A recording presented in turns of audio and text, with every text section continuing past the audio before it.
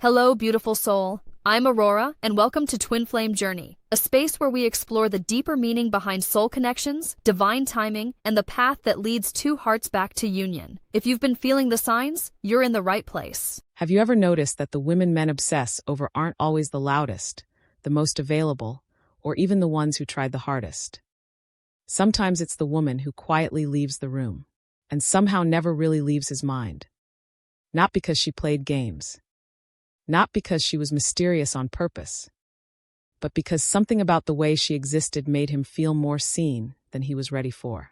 And losing that feeling becomes something his mind keeps trying to recreate long after she's gone. He'll tell himself he's moved on. He'll date someone else. He'll stay busy.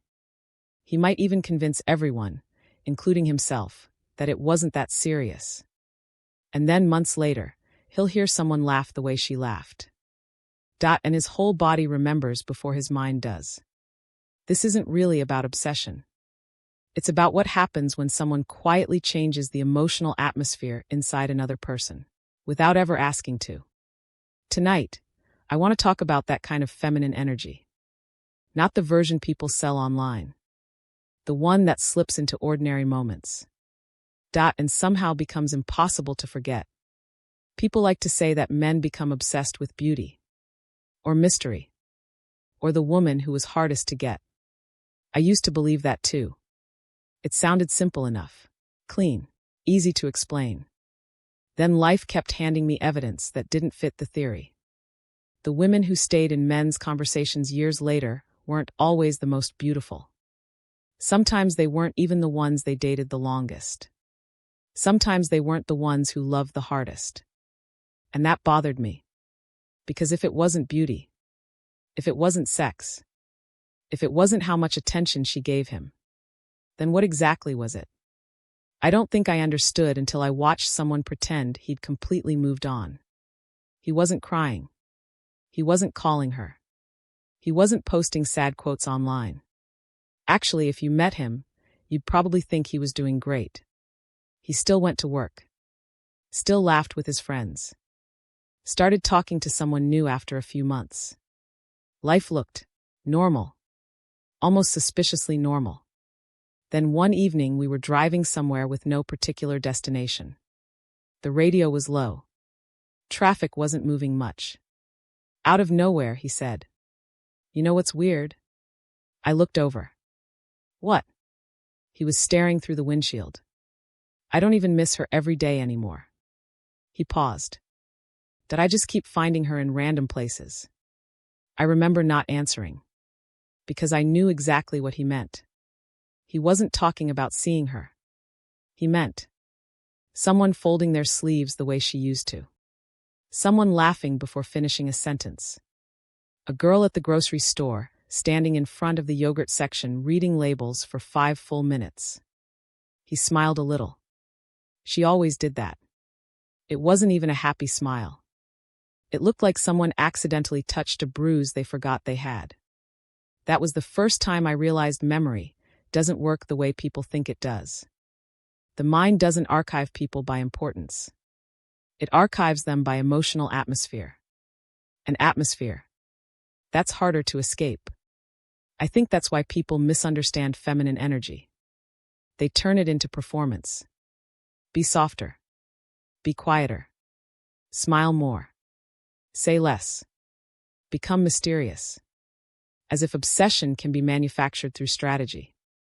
Maybe that's useful for getting attention. I don't know. But attention and emotional imprint aren't the same thing. Not even close. Some women fill every room they walk into. And somehow leave almost nothing behind after they leave.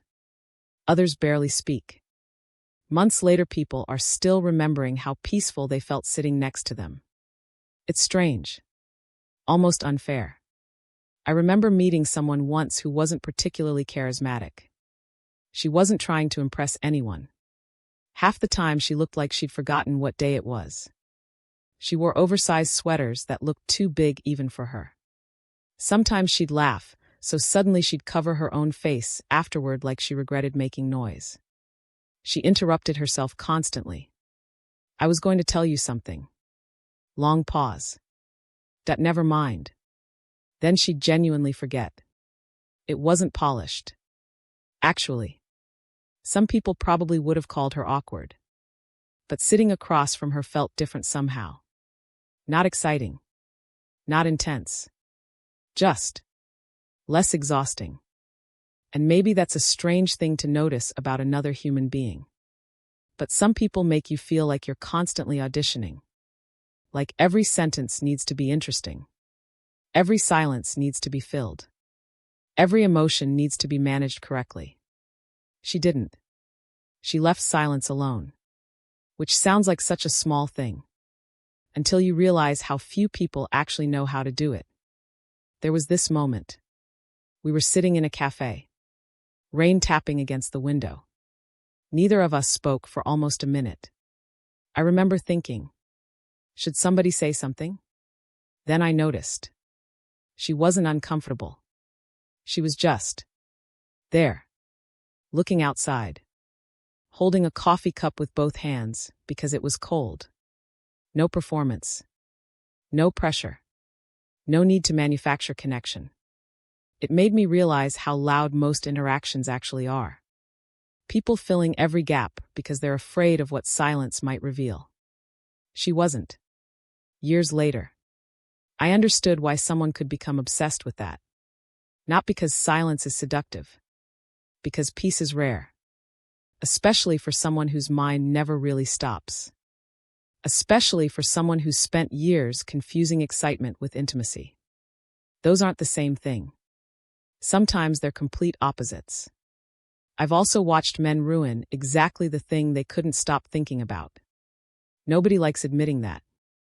It's easier to tell stories where someone was the one that got away. Reality is uglier. Sometimes he leaves first. Sometimes she never actually pushes him away. Sometimes he gets scared by how calm he feels. Which sounds ridiculous until you've lived it. There are people who know exactly how to survive chaos. Give them uncertainty. Mixed signals. Emotional highs and crashes. They know the rules. Give them consistency. And suddenly they don't know what to do with themselves. It's almost embarrassing. He starts wondering, why isn't there more drama? Shouldn't relationships feel harder? Why does this feel quiet? Then his own mind starts inventing problems.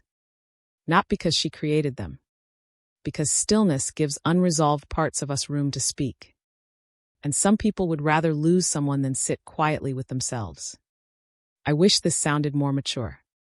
It doesn't. Human beings are strange.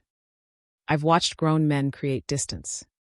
Only to spend months reopening old conversations just to reread them. Not replying. Just reading.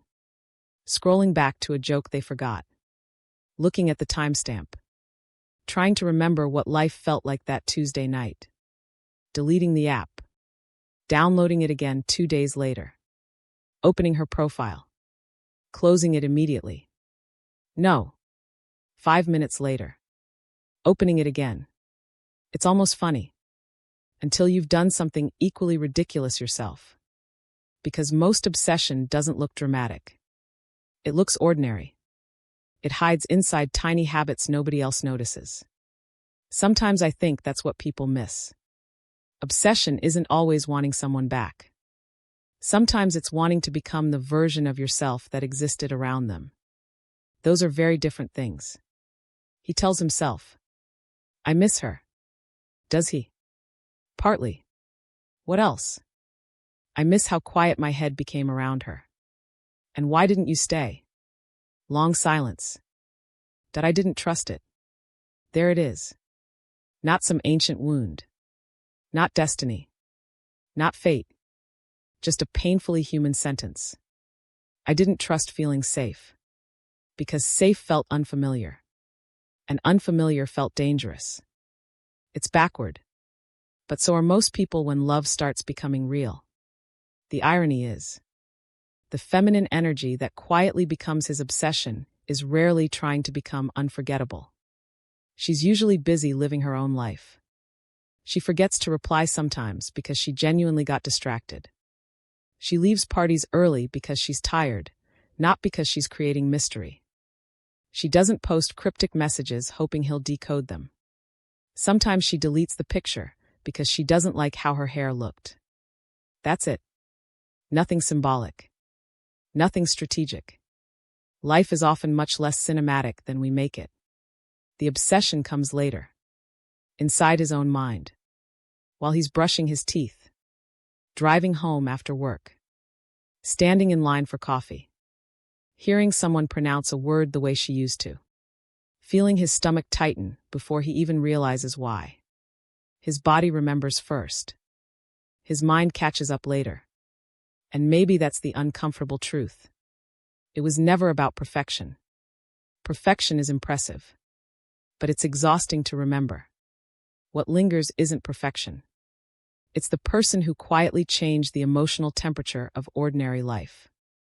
The one who made a Tuesday afternoon feel lighter without trying. The one whose absence isn't loud. Just strangely present. And by the time he understands what he's actually missing, she's no longer the woman sitting across from him in that cafe. She's become something much harder to reach.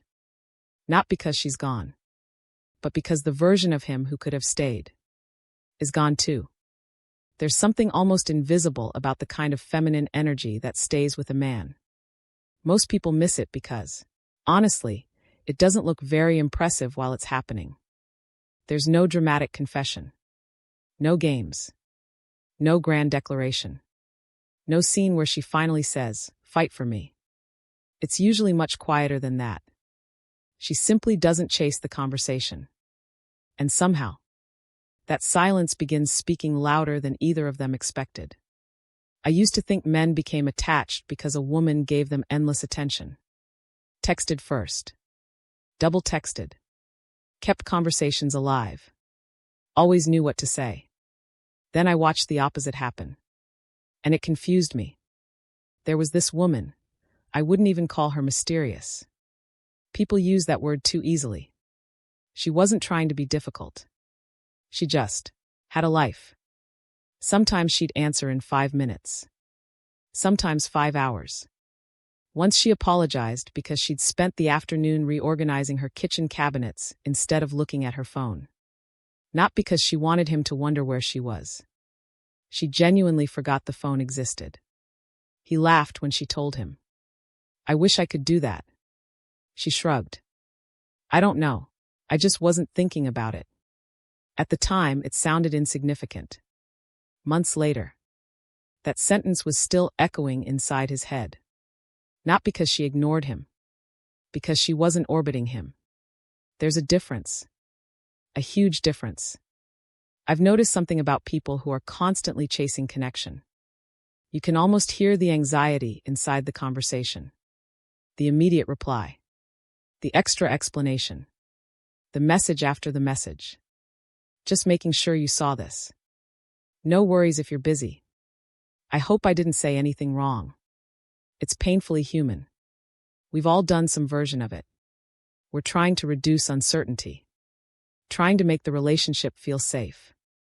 Ironically, sometimes the more we try to force safety, the less safe the other person feels. Because now they're carrying 2 nervous systems instead of 1. She didn't do that. If he disappeared for a day, she noticed. Of course she noticed. She wasn't emotionless. She wasn't detached. She'd pick up her phone. See nothing.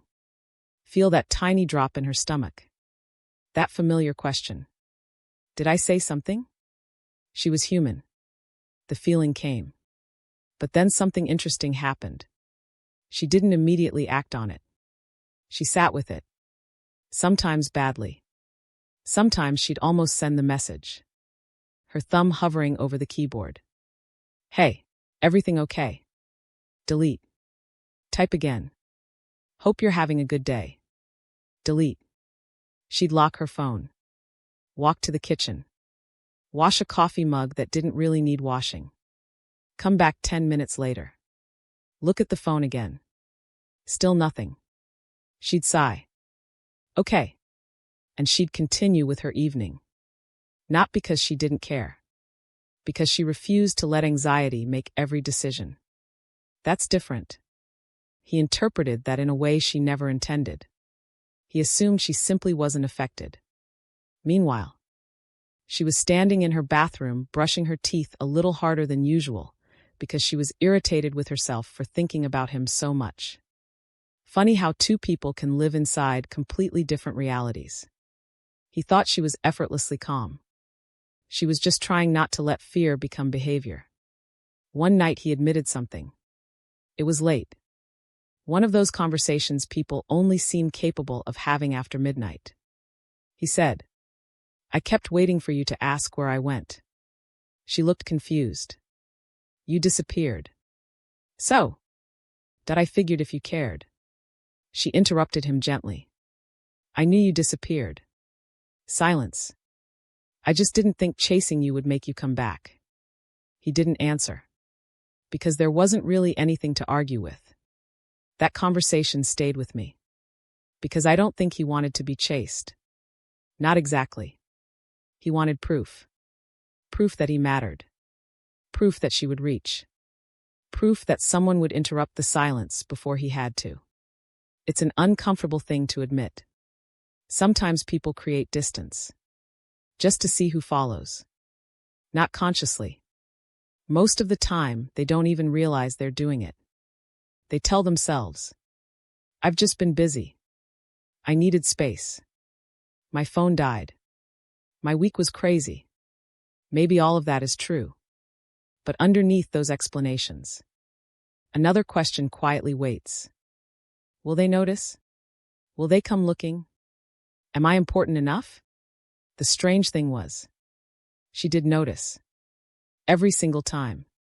She simply didn't perform her noticing. And that unsettled him more than dramatic reactions ever could. Because there was nothing to push against. No guilt.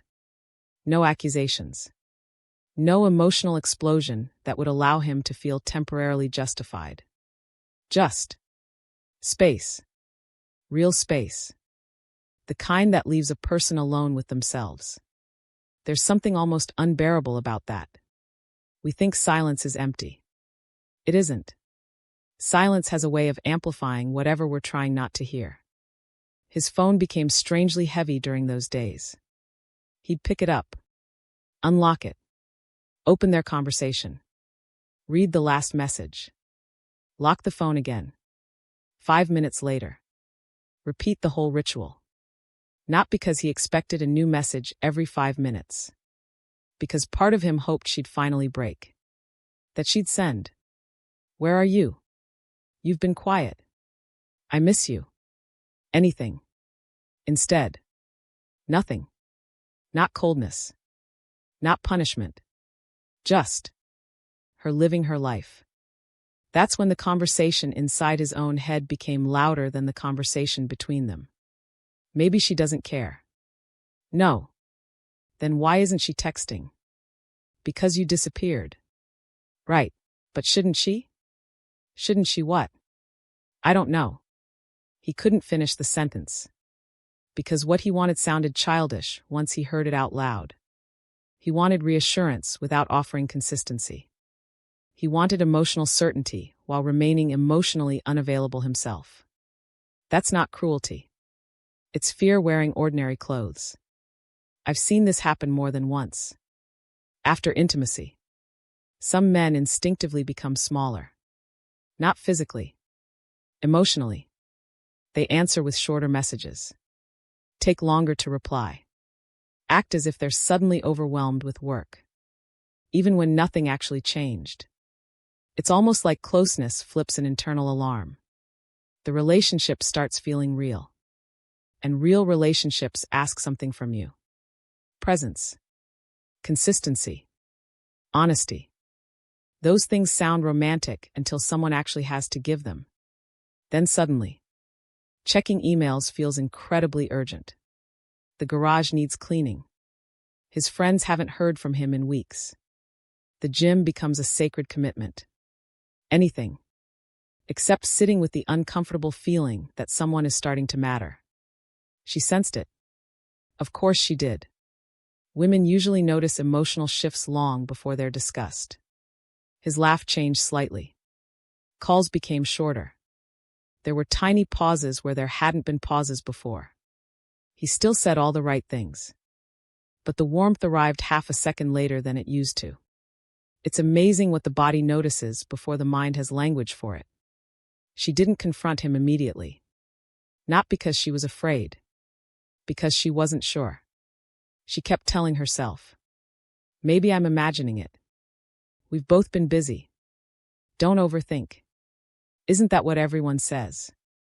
Don't overthink. As if overthinking is always irrational. Sometimes it isn't. Sometimes your body is quietly recognizing a pattern your conscious mind hasn't caught up with yet. Eventually he came back. Not dramatically. Just. More available again. Sent a few funny videos. Asked how her week was. Talked as if nothing had happened. She answered normally. She laughed. The conversation flowed. But something inside her had changed. Not resentment. Recognition.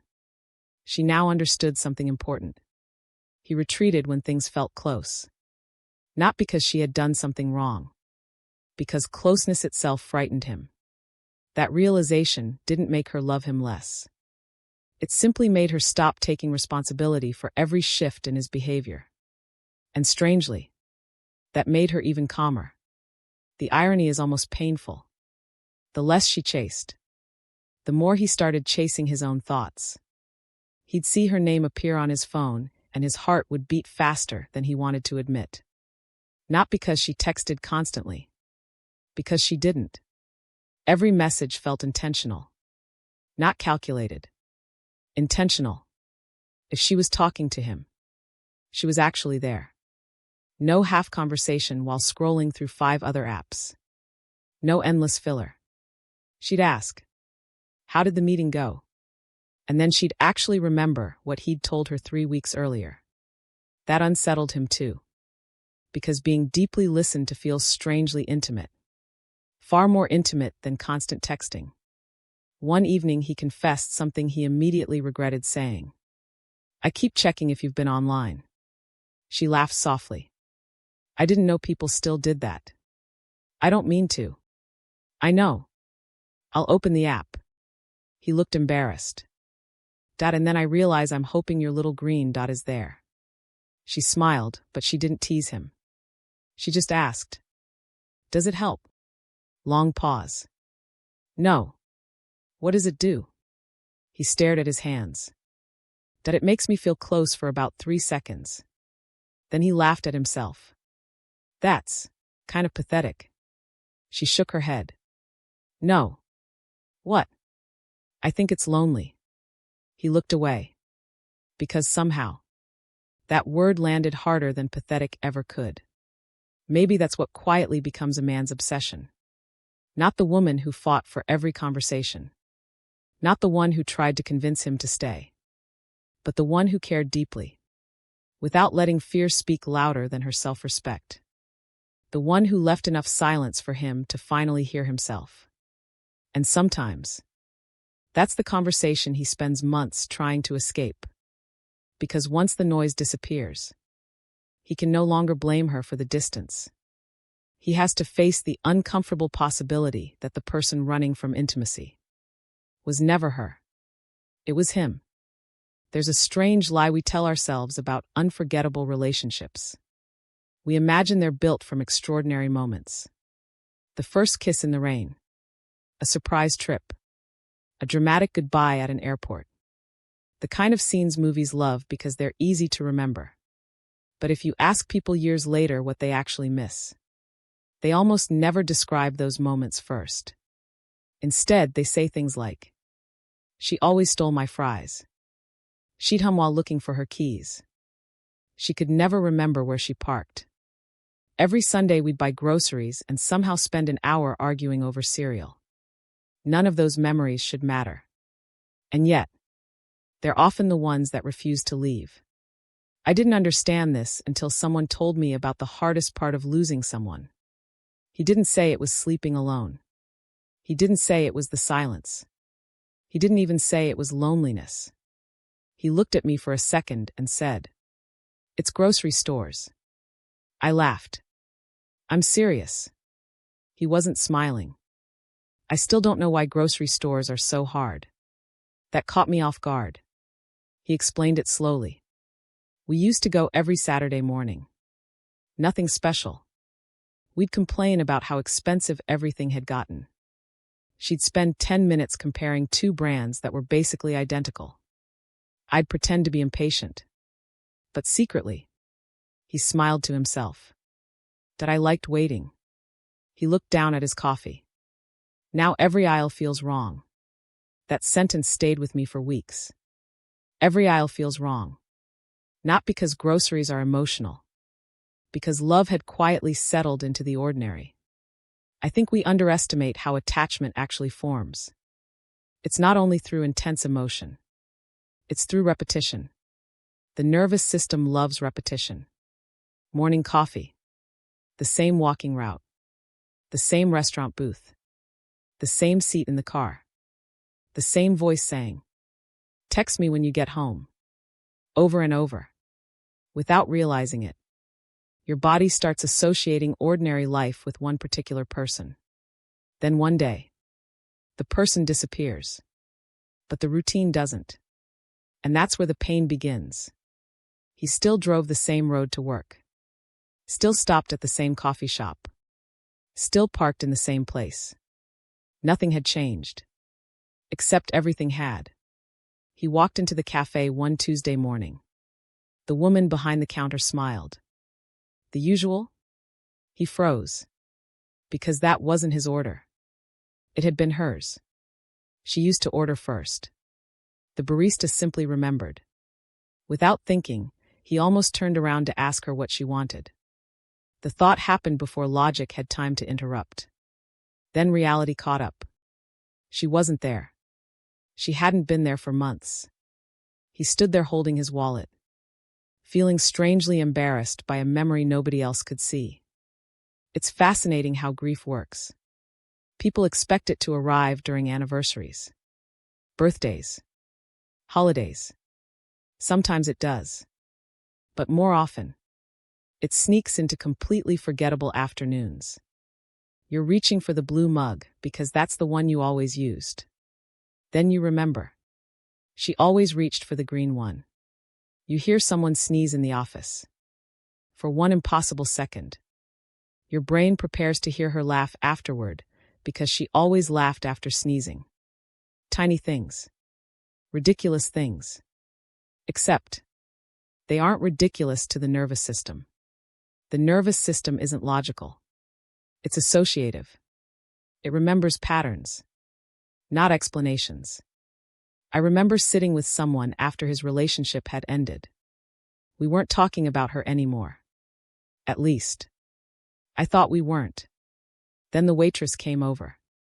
"Do you need another napkin?" He looked at the paper napkin for a second. Then quietly smiled. "What?" "She always stole mine." He laughed. I never understood why. Another pause. I'd always end up eating with one napkin. And she'd somehow have three. He shook his head. "I haven't thought about that in forever." See, that's what people don't tell you. You don't remember the relationship all at once. You remember it in fragments. Little emotional photographs hidden inside completely ordinary objects. Sometimes people ask, what makes someone unforgettable? As if there's a formula. There isn't. There are only moments. And moments become memories when emotion quietly attaches itself to them. That's why one coffee cup means nothing to one person. And everything to another. It's never really about the object. It's about who your nervous system expects to be standing beside it. She had this habit. Whenever they crossed the street, she'd lightly touch the back of his arm. Not hold his hand. Not dramatically. Just a small tap. Barely noticeable. Almost automatic. Years later, he was crossing a busy intersection alone. Someone behind him brushed against his sleeve. For a split second, His body relaxed. Before his mind realized.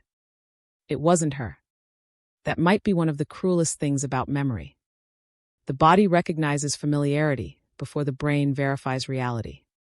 There's a phrase psychologists sometimes use. The body keeps the score.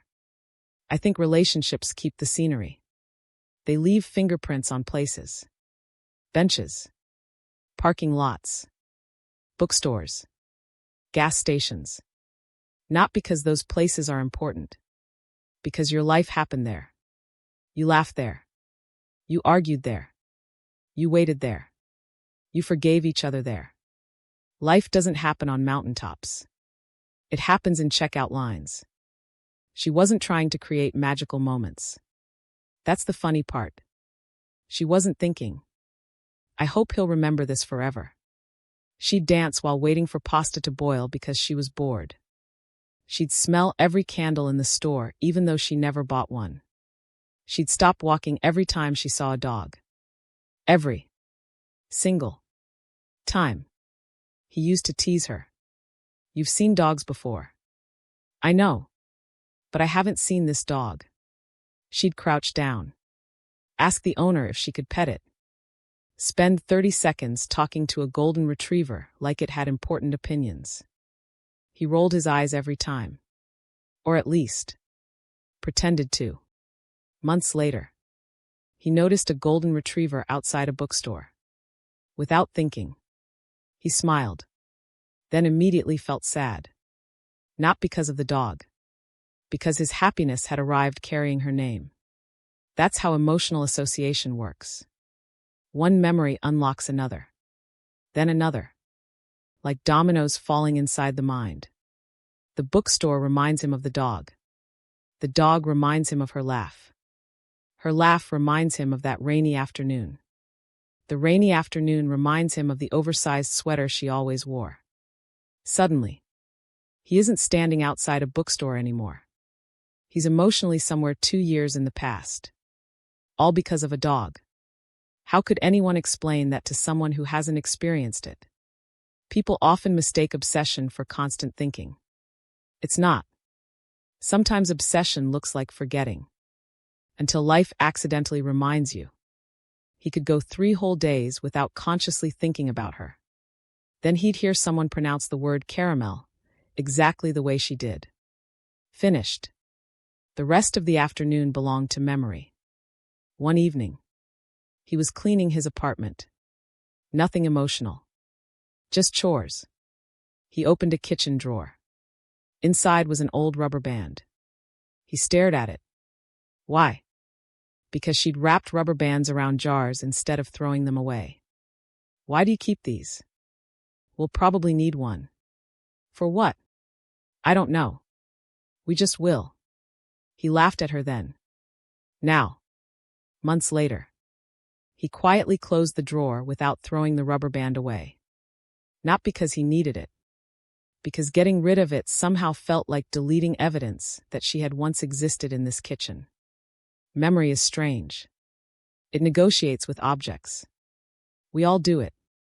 A sweatshirt stays hanging behind the door. An old receipt remains inside a wallet. A mug somehow never leaves the cupboard. We tell ourselves, I just forgot. Did we? Or did part of us quietly decide that removing the object would make the relationship feel more final? She probably had no idea she was leaving these traces. That's another misunderstanding people have about emotional impact. It isn't manufactured. The strongest emotional imprints are almost always accidental. She wasn't performing femininity. She wasn't trying to become unforgettable. She was simply alive in a very specific way. She noticed birds. She talked to elderly cashiers instead of rushing them. She apologized to chairs after bumping into them. She laughed too loudly during serious movies because she got nervous. She folded potato chip bags with perfect precision. She refused to skip songs halfway through. Tiny things.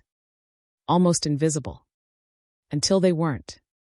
One day someone asked him, So, what do you miss most about her? He opened his mouth. Closed it again. Because the answer sounded absurd. Not her face. Not their first kiss. Not even saying, "I love you." Instead, he whispered, "I miss Tuesdays." The friend frowned. "Tuesdays?" He nodded. "We never planned anything big. But every Tuesday she'd call me after work while walking home. We'd talk for 15 minutes. Sometimes about nothing." "What did you talk about?" He thought for a while. "I honestly don't remember." "So what do you miss?" He smiled sadly. "The feeling that someone had quietly built me into their ordinary day. That might be one of the deepest forms of intimacy. Not becoming someone's biggest adventure. Becoming part of the rhythm they stop noticing because it feels so natural. And that's exactly why losing it feels so unnatural. Because extraordinary moments fade. Ordinary moments become identity. They become the invisible architecture of daily life. So when she leaves, he doesn't only lose a person. He loses the version of reality that quietly formed around her presence.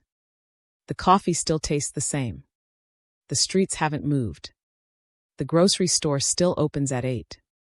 Everything is exactly where it used to be. Except the emotional atmosphere has changed. And once someone has taught your nervous system that ordinary life can feel warm, returning to ordinary life without them feels strangely cold. Not because the world became emptier. Because she had quietly filled spaces you never realized were empty until she was gone. One of the strangest things about emotionally avoidant people is this. They often leave long before they actually let go. From the outside, it looks decisive. The relationship ends. The calls stop. The messages become shorter. Eventually, there are no messages at all. People assume that's the end. They assume the person who walked away has already moved on. Sometimes, that's the exact moment their real emotional struggle begins. I've heard people say, if he left, he obviously didn't care. Life would be much simpler if human beings worked that way. But they don't. People leave for countless reasons. Some leave because they stopped loving. Some leave because they're exhausted. Some leave because the relationship became unhealthy. And then there are people who leave because love itself became too overwhelming. Not because the other person was wrong. Because intimacy forced them to meet parts of themselves they had spent years avoiding. It's easier to leave a relationship than it is to confront your own nervous system. He told himself he needed space. It sounded reasonable. Healthy even. I just need some time to think. I've been overwhelmed. I don't know what I want. None of those sentences were lies. They were simply incomplete. What he couldn't yet admit was this. The relationship wasn't the only thing overwhelming him. Being deeply known was. She had started recognizing him in ways no one else did. Not the version he presented at work. Not the funny version his friends knew. Not the confident version strangers saw. She noticed smaller things. The way he became quiet when he felt guilty. The way he cleaned the kitchen whenever he was anxious. How he always answered difficult questions with a joke before giving an honest answer. How he apologized too quickly. How he said, "I'm fine," while rubbing the back of his neck. She noticed patterns. Not to criticize him. Simply because she was paying attention. That kind of attention can feel incredibly comforting. It can also feel terrifying.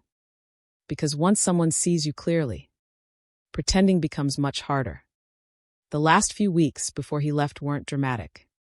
That's what surprised him later. There were no explosive fights. No screaming. No betrayal. Just a growing discomfort he couldn't explain. She would ask, "You seem far away today." He'd smile. "I'm just tired." She'd nod. "Okay." Nothing more. But somehow, that gentle question stayed with him for the rest of the day. Not because she accused him. Because she was right. There's something fascinating about emotional distance. It rarely begins with absence. It begins with tiny moments of self-protection. You share a little less. You keep one thought to yourself. You say, "It was fine," instead of explaining what actually happened. You stop mentioning the difficult meeting, the phone call with your father, the dream that kept you awake. Not because your partner wouldn't understand, because letting someone understand feels strangely dangerous. Every relationship has hundreds of tiny invitations. Tell me about your day. What are you thinking? You seem quiet. Are you okay? Each one is an opportunity to move closer. Or, without realizing it, to quietly step away. He stepped away so gradually that neither of them noticed at first. She felt something changing. Of course she did. Not because women are psychic. Because consistency has a rhythm. And rhythm changes before language does. His good morning texts still arrived. But they became shorter. Phone calls still happened. But they ended 10 minutes earlier. He still kissed her goodbye. But somehow, he was already reaching for his keys before the kiss was over. Tiny things. Almost impossible to explain. Yet impossible not to feel. She started wondering if she was imagining it. That's what people often do when love becomes uncertain. They stop trusting themselves. Maybe I'm overreacting. Maybe he's just stressed. Maybe work is difficult. Maybe I'm asking for too much.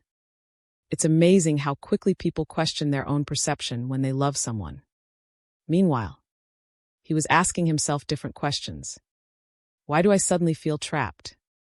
Nothing has changed. She's wonderful. Then why do I want to run? He couldn't answer. Because the answer had nothing to do with her. The nervous system has an interesting habit. When closeness begins to resemble dependence, old survival strategies quietly wake up. You start craving distance. Not because distance feels good. Because familiarity with emotional independence once kept you safe. Many people who grew up learning to rely only on themselves confuse closeness with the loss of freedom. So the relationship feels dangerous. Even when it's healthy. He didn't understand any of this. All he knew was that his chest felt tight whenever conversations became emotionally vulnerable. She'd ask, "What are you afraid of?" His mind would immediately search for an escape. A joke. A distraction. A change of subject. I don't know.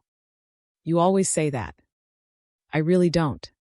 Sometimes he genuinely didn't. Not because he lacked emotions. Because he'd spent years disconnecting from them before they reached conscious awareness. Eventually, he ended it. The conversation lasted less than an hour. Funny how relationships that take years to build can end in 45 minutes. She cried quietly. Not dramatically. Not trying to convince him. She asked one question. Is there someone else? No. Did I do something wrong? He answered immediately. No. She nodded. Then came the question he feared most. Then why? He looked at the floor. Silence stretched between them. Because how do you explain something you don't understand yourself? How do you tell someone? You make me feel safe.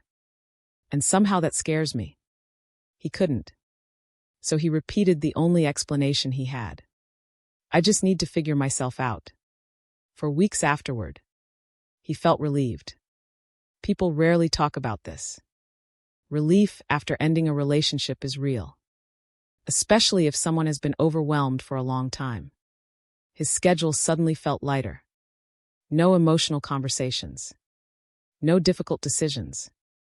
No wondering whether he was enough. Just silence. He mistook that silence for freedom. The strange thing about relief is that it's often temporary. Relief isn't the same as peace. Relief is the absence of pressure. Peace is the presence of alignment. He didn't know the difference yet. The first week, he stayed busy. The second week, he accepted every invitation his friends offered. The third week, he started spending more evenings alone. That's when the mind becomes difficult to outrun. One Thursday night, He came home after work, dropped his keys into the bowl by the door, turned on the television, opened the refrigerator, closed it again. Nothing looked appealing. He stood in the middle of his apartment for several seconds, then instinctively reached for his phone. Not to text her, just to tell someone about his day. His thumb hovered over her name before he realized what he was doing. He slowly locked the phone. That moment lasted maybe 15 seconds. Yet somehow, it stayed with him much longer than the breakup itself. Because for the first time, he understood that she hadn't simply been part of his romantic life. She had quietly become part of how his mind processed ordinary existence. That's when memories changed. At first, he remembered the arguments, the pressure, the uncertainty. Now, his brain started replaying completely different scenes. The afternoon she fell asleep on the couch while reading. The way she laughed whenever he mispronounced difficult words. How she'd absent-mindedly straighten crooked picture frames everywhere they went. He hadn't thought about those moments in months. Why now?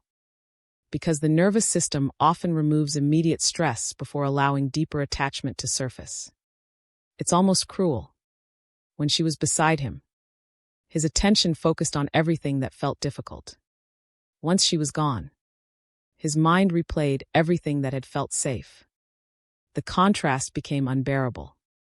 He tried distracting himself, downloaded dating apps, talked to new people, went on 2 dates.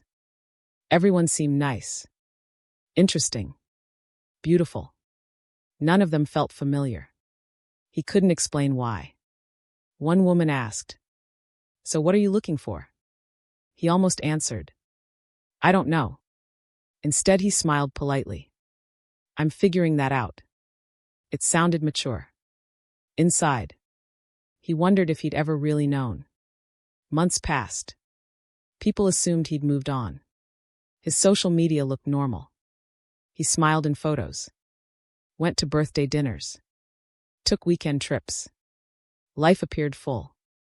But sometimes, while waiting at a red light, his mind quietly wandered back to her. No reason. No trigger. Just a random Tuesday afternoon. The brain has a strange relationship with unfinished emotional experiences. It doesn't schedule them. They arrive whenever the mind is finally quiet enough to listen. One evening, he found an old voice message. Not intentionally. He had been looking for an audio file from work. Instead, there she was, laughing because she'd forgotten what story she was trying to tell halfway through recording. "You know what? Never mind. I'll tell you later." She laughed again. The recording ended. 43 seconds.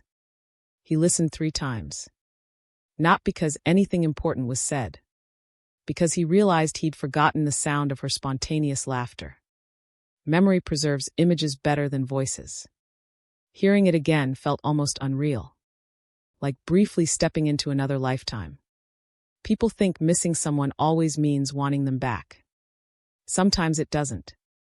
Sometimes missing someone simply means recognizing who you became while they were there. He started asking himself uncomfortable questions. Why did I feel safer after leaving, yet emptier months later? Why did closeness scare me more than loneliness? Why was I willing to lose something good just to avoid feeling vulnerable? Those questions arrived long after she stopped asking them. That's often how emotional awakening happens. Not during the relationship. After it. When no one is left to distract you from yourself. The hardest realization wasn't that he still loved her. It was realizing she had never been asking him for perfection. Only presence. And presence had always been the thing he found hardest to give. Because being fully present meant risking rejection. Depending on someone. Needing someone. Trusting that they would stay. He had spent years believing self-protection was strength. Now he wasn't so sure. By the time he understood all of this, life had already moved forward. She had built new routines. New mornings. New ordinary moments that no longer included him. And there was something painfully humbling about realizing that the relationship hadn't ended when he walked away. It had ended much later, when his mind finally caught up to what his heart had quietly known all along. Sometimes the body leaves first. Sometimes the words leave first. But the mind has a way of lingering in places long after the person has gone. And for some men, the longest part of the journey doesn't begin when they fall in love. It begins after they leave, and slowly discover that they never truly escaped what they were running from. Because the person who kept following them wasn't her. It was the version of themselves they only met when they were loved well. One of the biggest misunderstandings about love is that people think someone's impact disappears when they do. As if distance automatically weakens attachment. As if silence slowly erases emotion. Sometimes the opposite happens. Sometimes the relationship feels quieter while it's happening, and much louder after it's over. Because when someone is present every day, your mind adapts to them. Human beings adapt to almost everything. The voice that once made your heart race becomes familiar. The text message that once made you smile becomes expected. Their laugh becomes part of the background music of your life. You stop noticing it. Not because it matters less. Because your nervous system has accepted it as normal. Then one day, that sound disappears. Only then do you realize how much silence can weigh. I remember hearing someone describe heartbreak in a way I'd never considered before. He didn't say, "I miss her." He said, "I miss the interruptions." At first, I didn't understand. What interruptions? He smiled sadly. She interrupted everything. If I was working, she'd send me pictures of dogs. If I was cooking, she'd call just to ask something random. If we were driving somewhere, she'd suddenly want to stop because she saw an interesting little bookstore. I used to think. He laughed quietly. That I used to think she distracted me from life. He looked out the window. It turns out that she was life. That sentence lingered with me. Because so many people don't recognize the value of someone's presence until the interruptions disappear. Attachment doesn't always reveal itself during closeness. Sometimes it reveals itself through contrast. You don't realize how much light there was until the room becomes darker. Not black. Just less warm.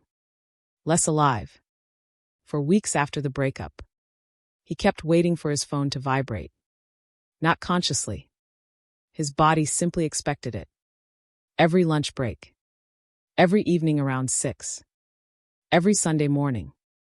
His nervous system had learned her rhythm. Even after the relationship ended, his body continued living inside that old schedule. He'd glance at his phone. Nothing. A few minutes later, he'd glance again. Nothing. He wasn't waiting because he believed she'd text. He was waiting because expectation doesn't disappear as quickly as reality. This is something psychologists often describe as prediction. The brain constantly predicts what happens next. Who's going to walk through the door? What voice you're about to hear? Which side of the bed someone sleeps on? When those predictions stop coming true, the brain doesn't immediately update. It keeps expecting, keeps reaching, keeps checking. Not because you're weak. Because that's how attachment works. She, meanwhile, wasn't trying to make him miss her. She wasn't posting mysterious quotes.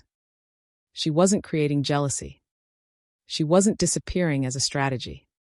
She simply accepted something very difficult.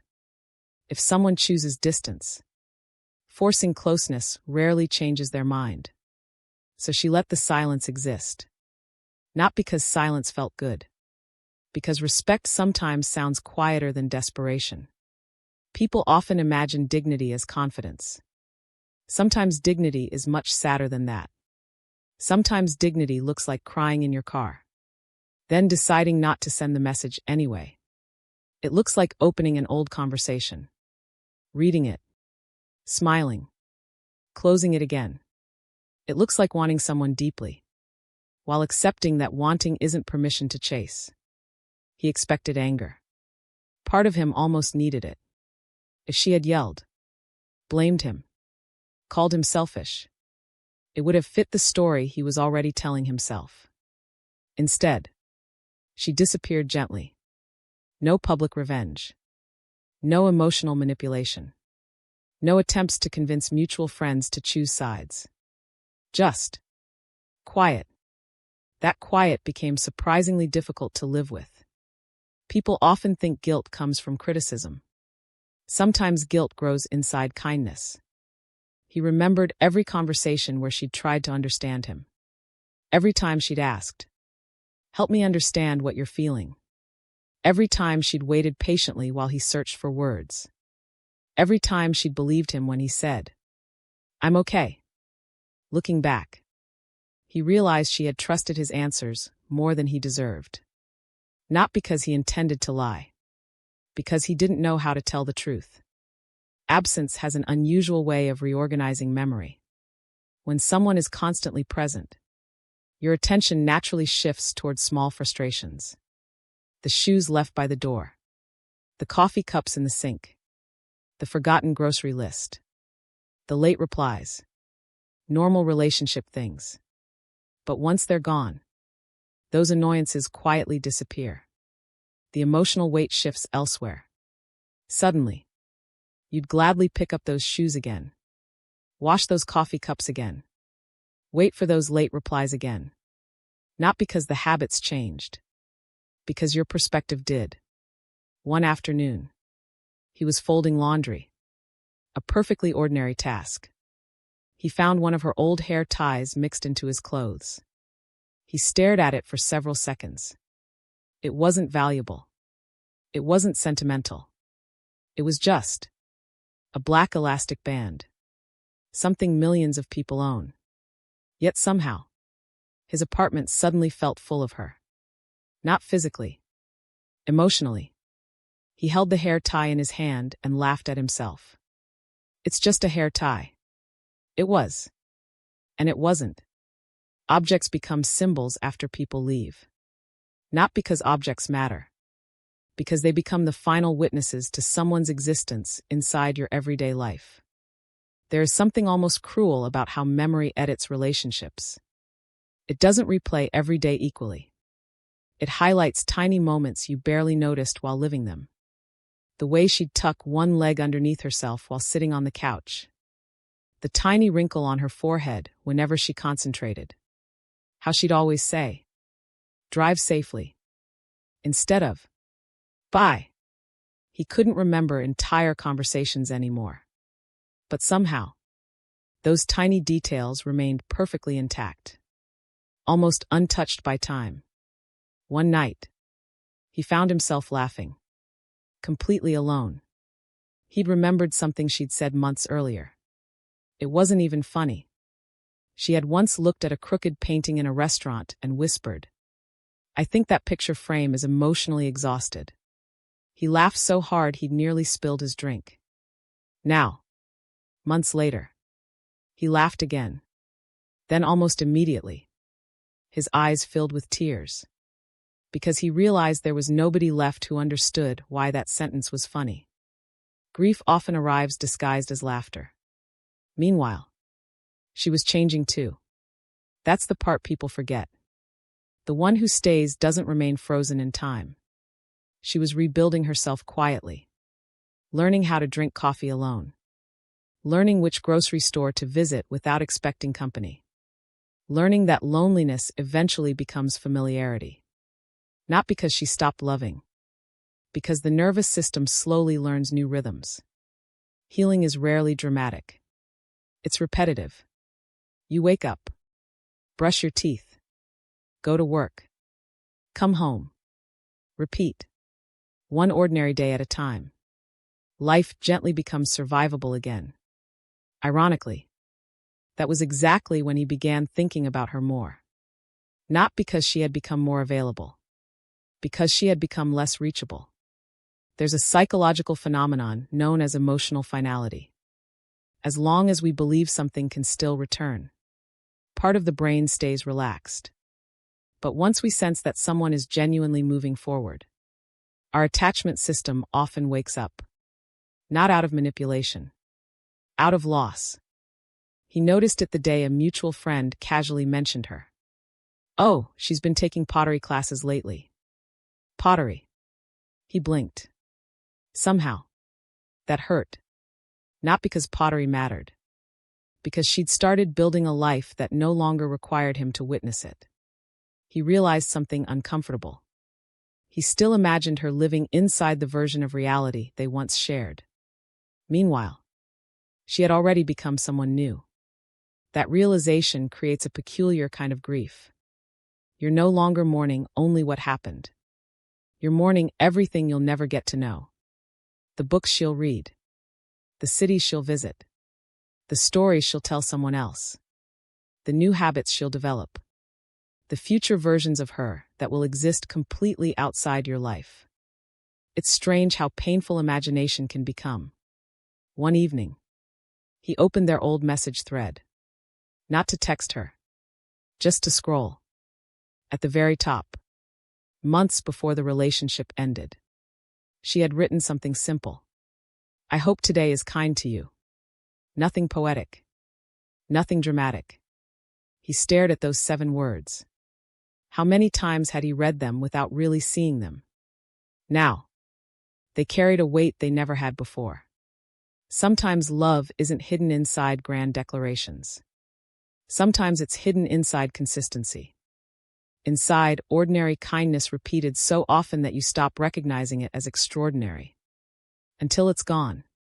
People often ask why some people become impossible to forget. I don't think it's because they were perfect. Or because they loved harder. Or because they were more beautiful than anyone else. I think it's because they quietly became woven into the nervous system. They weren't only part of your memories. They became part of your expectations. Your routines. Your emotional geography. And removing someone from your life is much easier than removing them from the internal map your mind has built around them. Months after everything ended, he walked through a crowded street at sunset. People laughed around him. Cars passed. Music drifted out of open cafes. Life was moving exactly as it should. Yet he suddenly realized something. The world had never become quieter. His life had. Not because fewer sounds existed. Because one particular voice was no longer woven between them. And that was when he finally understood something he had been resisting for a very long time. Her absence wasn't painful because she had left a hole. It was painful because, while she had been beside him, she had quietly filled thousands of tiny spaces he never knew existed. The silence wasn't louder because she was extraordinary. It was louder because love had slowly become ordinary. And ordinary things. The morning text. The random interruptions. The familiar laugh in another room. The person who always remembered to ask whether you made it home. Are the very things the human heart notices only after they've disappeared. Sometimes love doesn't echo the loudest while it's happening. Sometimes its loudest sound is the silence it leaves behind. There is a moment that arrives in some people's lives so quietly that they almost miss it. It isn't dramatic. There are no grand speeches. No movie soundtrack. No sudden realization while standing in the rain. Instead, it happens on an ordinary afternoon. You're driving home from work. You're washing dishes. You're sitting in an airport waiting for your flight. And without warning, a thought appears that you've spent months trying not to think. Not because it is new. Because you're finally ready to hear it. For him, the truth did not arrive all at once. It came in pieces. Small enough to ignore at first. Heavy enough that eventually he couldn't. For a long time, he had believed one story. If the relationship had been right, that I wouldn't have felt so overwhelmed. That explanation protected him. It allowed him to believe the problem had been compatibility. Timing. Stress. Circumstances. Anything except himself. Because looking inward is uncomfortable. It requires admitting that sometimes the greatest obstacle in a relationship isn't the other person's behavior. It's your own way of protecting yourself. Protection can become so automatic that it no longer feels like fear. It simply feels like personality. I just need space. I'm not very emotional. I like my independence. I don't like talking about feelings. These statements often sound like identity. Sometimes, they're simply survival strategies that lasted longer than they needed to. He remembered something she'd once asked him. It had happened months before the breakup. They were sitting on a park bench after dinner. Children were running across the grass. Someone nearby was playing guitar. The conversation had become unusually quiet. She looked at him and asked, "Can I ask you something?" "Sure. What do you do when you're scared?" He laughed. "I don't get scared that often." She smiled gently. "I don't think that's true." He shrugged. "I deal with things." "How?" "I stay busy." She nodded slowly. "I think that's how you avoid them." At the time, he had rolled his eyes. Now, months later, that conversation returned with startling clarity. Not because her words had changed, because he had. There is a strange difference between understanding something intellectually and feeling it emotionally. He had always understood that vulnerability mattered. He had read books, listened to podcasts, watched interviews with psychologists explaining attachment styles. He could repeat the vocabulary: avoidance, emotional regulation, fear of intimacy, nervous system activation. He knew all the concepts. But knowledge and recognition are not the same thing. Understanding attachment in theory is very different from recognizing your own reflection inside it. One evening, he was having dinner with an old friend. The conversation eventually drifted toward relationships. His friend asked casually, "So, have you dated anyone seriously since her?" He shook his head. "No. You still think about her?" He hesitated, then answered honestly, "More than I'd like." His friend didn't immediately respond. Instead, he asked something unexpected. "When you think about her, do you mostly miss her? Or, do you mostly regret who you were with her?" The question caught him completely off guard. Because for the first time, he realized those weren't the same thing. He missed her. Of course he did. But what hurt even more was remembering the version of himself that kept holding back. The conversations he avoided. The reassurance he never gave. The affection he assumed she'd always understand without hearing. The apologies he postponed because he believed there would always be another tomorrow. That realization was heavier than heartbreak. Because heartbreak caused by circumstances feels tragic. Heartbreak caused by your own emotional blindness feels personal. People often imagine regret as wishing you had chosen differently. Real regret is more subtle. It's realizing you had opportunities you never recognized while they were happening. She had invited him into her world hundreds of times. "Come meet my friends. Tell me what you're worried about. What was your childhood like? What makes you feel safe?" Each invitation looked ordinary. He now understood they had all been expressions of trust. Every time she asked him to share himself, she was saying, "I want to know you." Every time he answered with, "I'm fine," or "It doesn't matter," he unknowingly closed another small door. Not because he wanted distance, because he had spent years believing that needing people made you weaker. One of the greatest myths about emotional strength is that independence is its highest form. True emotional strength isn't needing no one. It's allowing yourself to need someone, without believing that dependence will destroy you. That lesson often arrives late, especially for people who learned very early in life that vulnerability came with disappointment. Children adapt brilliantly. If emotions aren't welcomed, they learn to hide them. If asking for comfort doesn't work, they stop asking. If disappointment repeats often enough, Self-reliance becomes survival. The tragedy is that survival strategies don't automatically disappear in adulthood. They follow us into healthy relationships. They quietly whisper, "Don't trust this. It won't last. Protect yourself first." Even when no danger exists. He began noticing those old voices.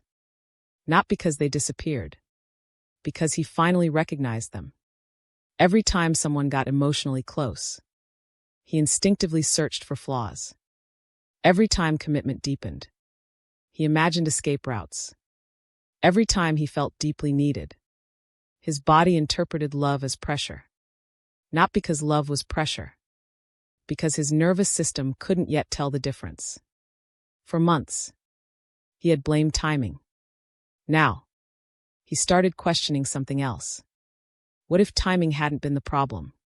What if emotional readiness had? That's a much harder question. Because timing is outside your control. Emotional growth isn't.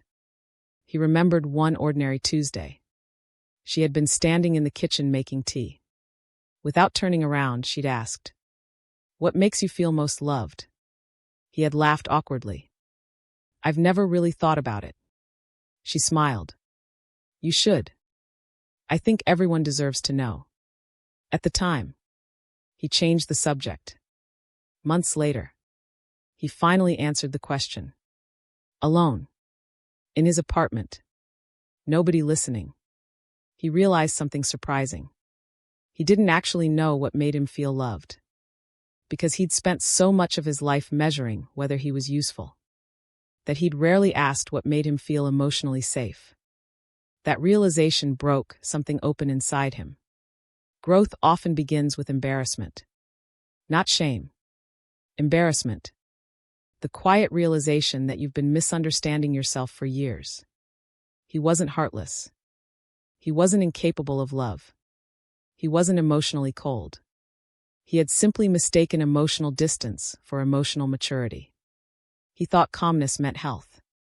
Sometimes, it had simply meant numbness. He thought needing less made him stronger. Sometimes, it had only made him lonelier. One Saturday morning, he walked past the cafe they used to visit. For the first time, he didn't feel the overwhelming urge to go inside. He didn't cross the street to avoid looking at it either. He simply smiled. Kept walking.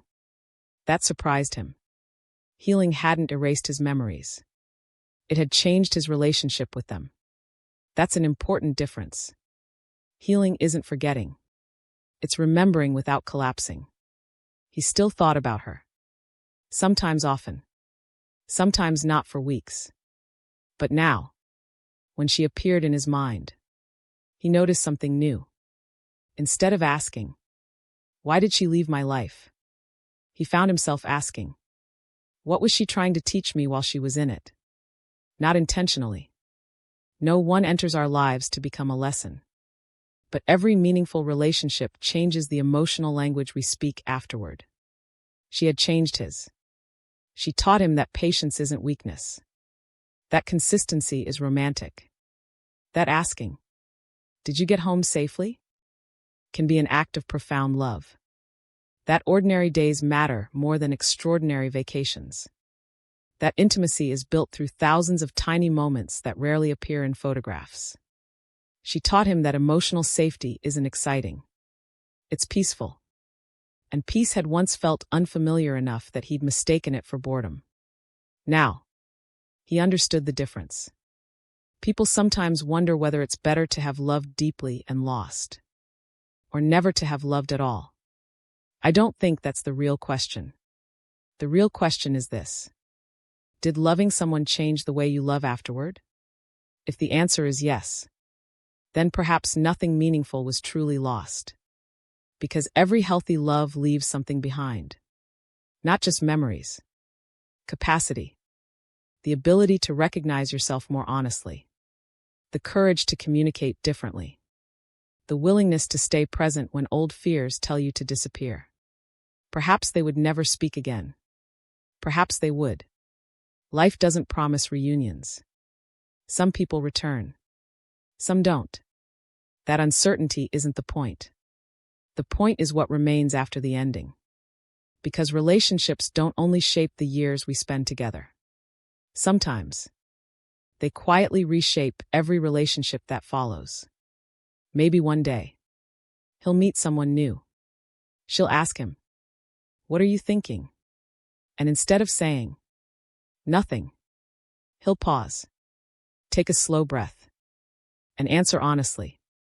Not perfectly, not eloquently, just honestly. Maybe she'll ask, "What scares you?" Instead of changing the subject. He'll admit, "I think I sometimes pull away when I start caring too much." Those words may sound simple, but for someone who once believed silence was safer than honesty, they represent years of invisible growth. Maybe she'll never know the woman who came before her. She'll never know that another person's quiet patience helped make this conversation possible. That's how healing often works. The people who influence us most rarely receive credit for the lives we live afterward. And perhaps, that's the quiet beauty hidden inside unforgettable love. It isn't that one person permanently owns another's heart. It isn't that no one else will ever compare. It isn't even that the relationship was meant to last forever. Sometimes the deepest purpose of a relationship is much smaller and much more human. To introduce someone to a version of themselves they had never met before. To show them where they hide, where they soften, where they still need healing, where they are capable of loving more openly than they believed possible. So, what made her energy so hard for him to forget? It wasn't mystery. It wasn't perfection. It wasn't manipulation. It wasn't that she loved louder than anyone else ever could. It was something far quieter. She paid attention. She stayed present. She allowed ordinary moments to become emotionally meaningful. She offered consistency instead of performance. She saw him before he fully saw himself. And after she was gone, he could no longer return to the person he had been before she entered his life. Because some people don't leave behind obsession. They leave behind awareness. And awareness is difficult to escape. Years later, he may forget exactly what they talked about on countless evenings. He may forget dates, restaurants, trips, even certain conversations. But he'll remember how his nervous system slowly learned what emotional safety felt like. He'll remember the calm that once frightened him. He'll remember the silence that eventually taught him to listen. Most of all, he'll remember that the hardest person to walk away from was never really her. It was the version of himself that only existed when someone loved him with patience, consistency, and quiet understanding. And perhaps, that is why some people remain unforgettable. Not because they ask us to remember them, but because after meeting them, we can no longer forget ourselves.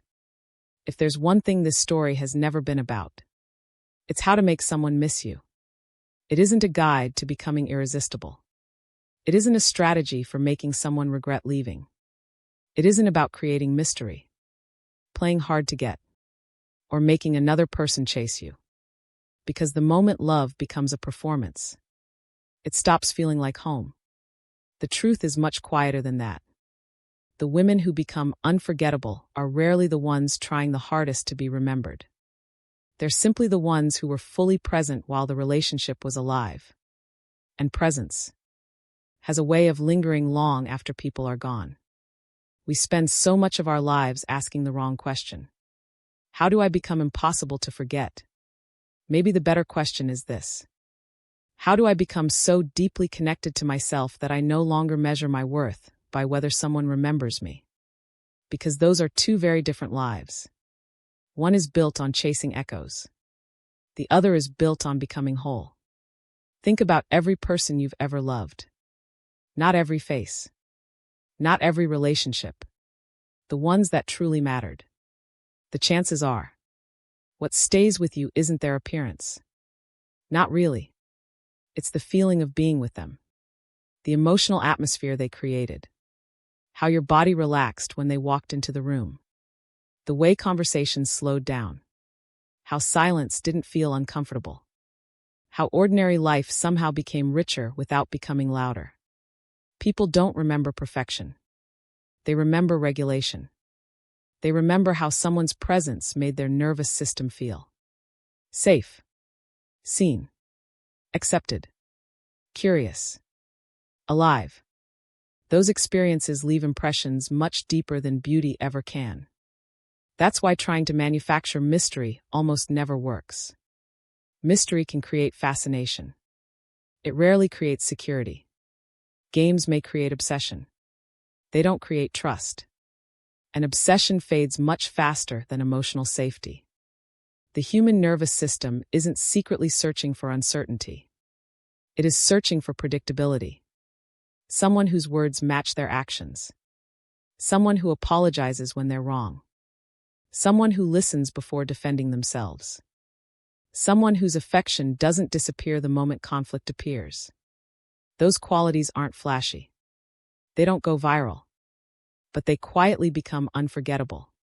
Perhaps that's what she understood without ever trying to teach it. She wasn't unforgettable because she never made mistakes. She certainly did. She had moments of insecurity. Days when she overthought things. Conversations she wished had gone differently. She was human. That was exactly the point. She wasn't performing perfection. She was practicing authenticity. There's a profound difference. One says, "Look how flawless I am." The other says, "This is who I really am." Only one of those allows genuine intimacy. Sometimes people hear stories like this and immediately think, so should I keep waiting? What if he comes back? Those questions are understandable. But they gently pull us away from the deeper lesson. Because the ending of this story isn't actually about whether he returns. The ending is about what happens to both people after love changes them. Life doesn't guarantee reconciliation. Some couples find each other again. Many don't.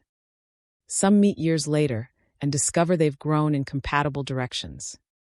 Others discover they've become entirely different people. Neither outcome makes the original relationship meaningless. Its value was never measured by its duration, only by its honesty. Imagine meeting someone 20 years from now. Someone who knows nothing about your past. Nothing about your heartbreak. Nothing about the people who once changed your life. They'll experience the version of you that exists because of everything you've survived. Your patience. Your communication. Your boundaries. Your empathy. Your willingness to stay during difficult conversations.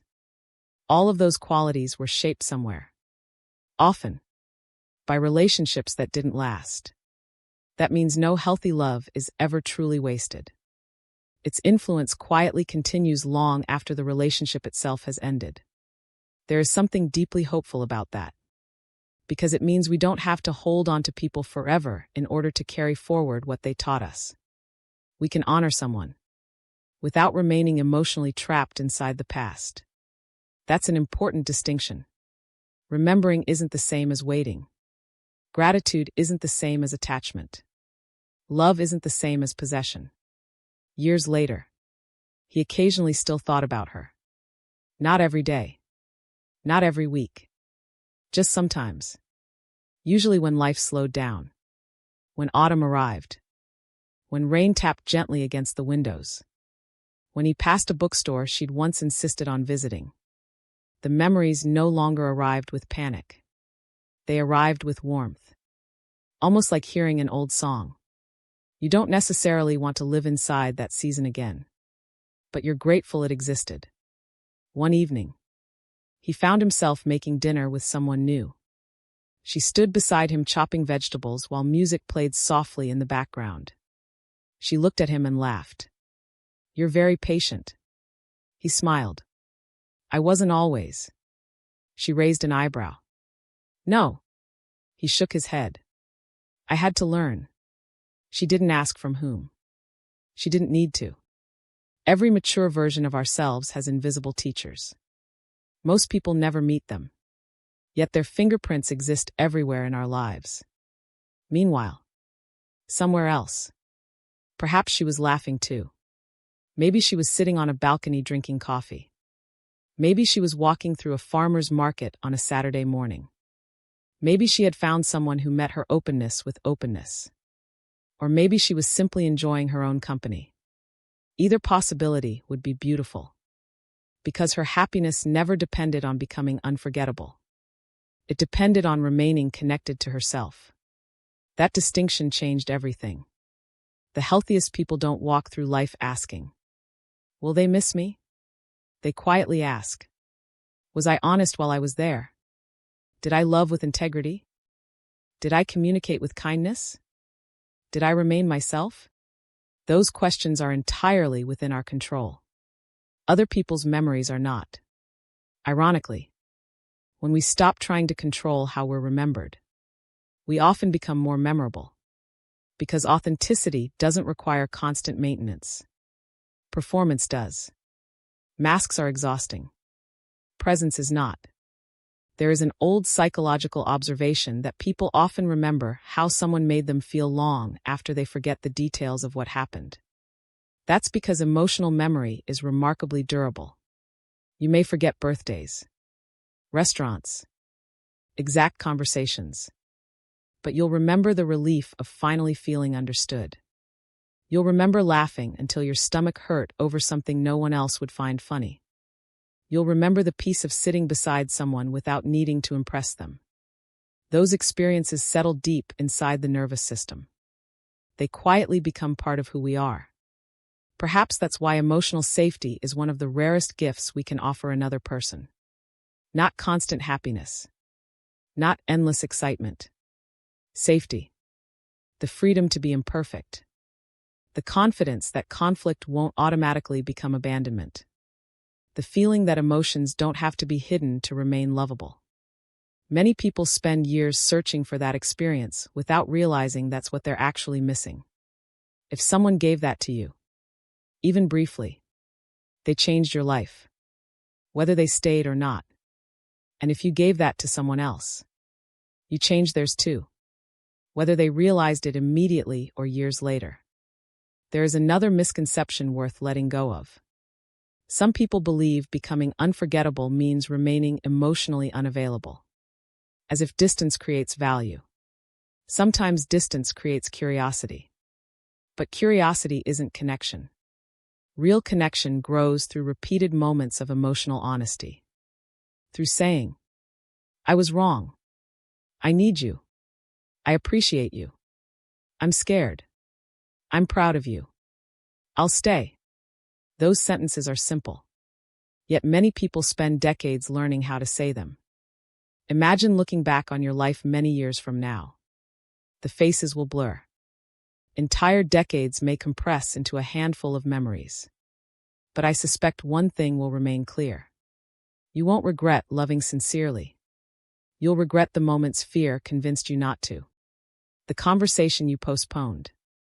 The affection you withheld. The apology you delayed. The gratitude you assumed they already knew. Those are the moments that quietly follow us.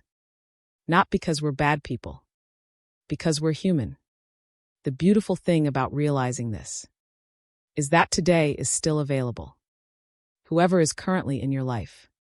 A partner. A friend. A parent. A child.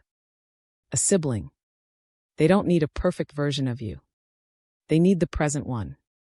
The honest one. The one willing to look up from the phone. To ask one more question.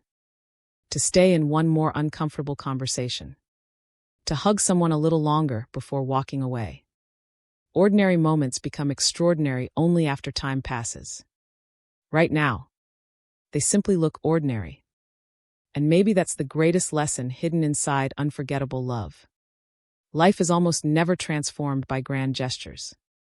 It's transformed by repeated moments of attention. The cup of coffee waiting on the kitchen counter. Remembering how someone takes their tea. Texting. Did you make it home? Holding someone's hand during difficult news. Listening without planning your response. Looking at someone as if this ordinary Tuesday matters. Because it does. Every lasting relationship is built inside ordinary Tuesdays. So, what truly makes her energy impossible to forget? Not beauty, not mystery, not perfection, not making him chase. It was her willingness to fully inhabit the present moment. She noticed. She listened. She remained emotionally available without abandoning herself. She loved without turning love into a negotiation. She offered consistency without demanding certainty. And perhaps most importantly, she never measured her value by whether someone stayed. She measured it by the honesty with which she showed up. In the end, that became the quiet difference between them. He spent months learning how to recognize what he had once overlooked. She spent those same months learning that her peace could not depend on another person's readiness. Both grew, just in different directions. And maybe that's what mature love always leaves behind. Not winners, not losers. Just two people who understand themselves a little more deeply than they did before. So if you take anything away from this story, let it be this.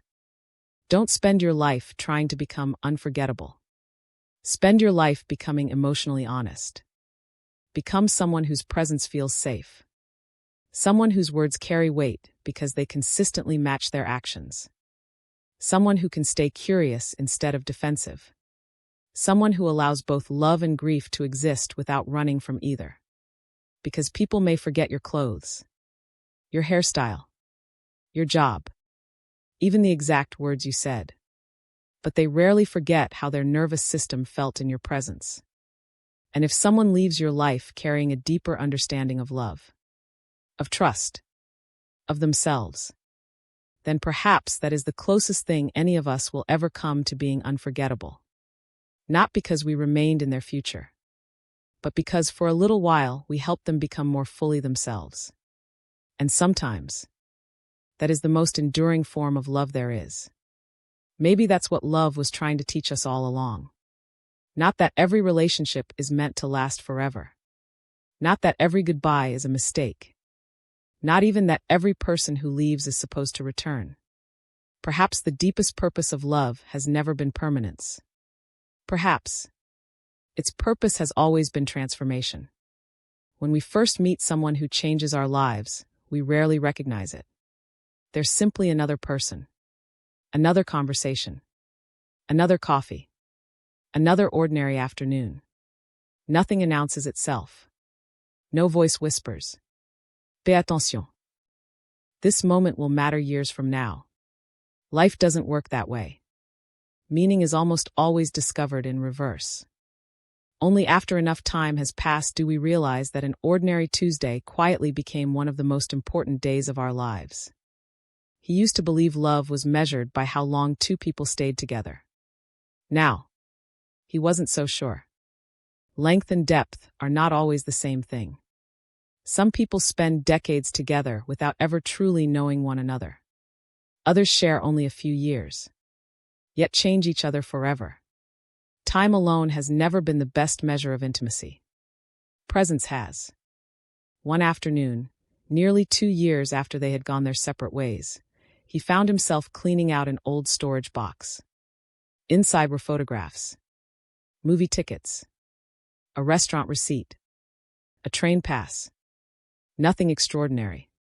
The kind of objects most people eventually throw away. He sat quietly on the floor. Not because the memories hurt, but because they no longer hurt in the same way. There had been a time when seeing those objects tightened his chest, when every photograph felt like proof of what he had lost. Now, they felt different, like opening an old novel you once loved. The story hadn't changed. Only the reader had. That may be one of the most overlooked truths about healing. Healing doesn't rewrite the past. It rewrites the person remembering it. The memories remain. The emotions surrounding them evolve. The nervous system slowly stops interpreting the past as a present danger. What once triggered panic eventually becomes perspective. What once caused tears sometimes becomes gratitude. He smiled when he found one particular photograph. It wasn't flattering. She was laughing with her eyes closed while trying to eat ice cream before it melted. He remembered teasing her. You know, people usually smile before the picture. She had laughed even harder. I forgot. Looking at the photograph now, he realized something. That imperfect picture had captured her more honestly than any carefully posed portrait ever could. Perhaps love works the same way. We remember authenticity far more vividly than perfection. Somewhere across town. Perhaps she was cleaning out a drawer of her own. Maybe she found an old movie ticket, or a handwritten grocery list, or a faded receipt tucked inside a book. Perhaps she smiled too. Not because she wanted to go backward, because she appreciated who she had once been. Healing doesn't ask us to erase our history. It asks us to stop fighting it. There is a quiet misconception that closure comes from one final conversation. One last explanation. One perfect apology. Sometimes it does. Often, it doesn't. Real closure rarely arrives because someone else finally says exactly what we needed to hear. Real closure begins when we stop waiting for that moment.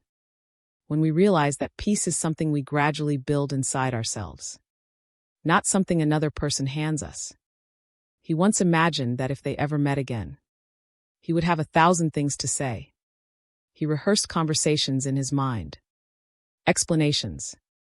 Apologies. Questions.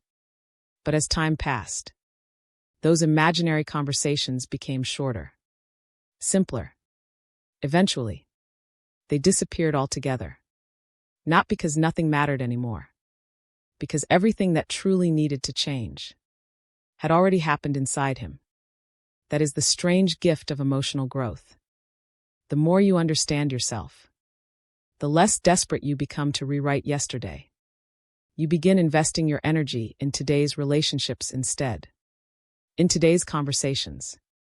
In today's opportunities to love differently. Years later, someone asked him, if you could go back, would you change anything? He thought carefully before answering. Then he smiled. Yes, I would. I would communicate sooner. I would listen more. I would stay during difficult conversations. I would stop assuming people know they're loved. He paused.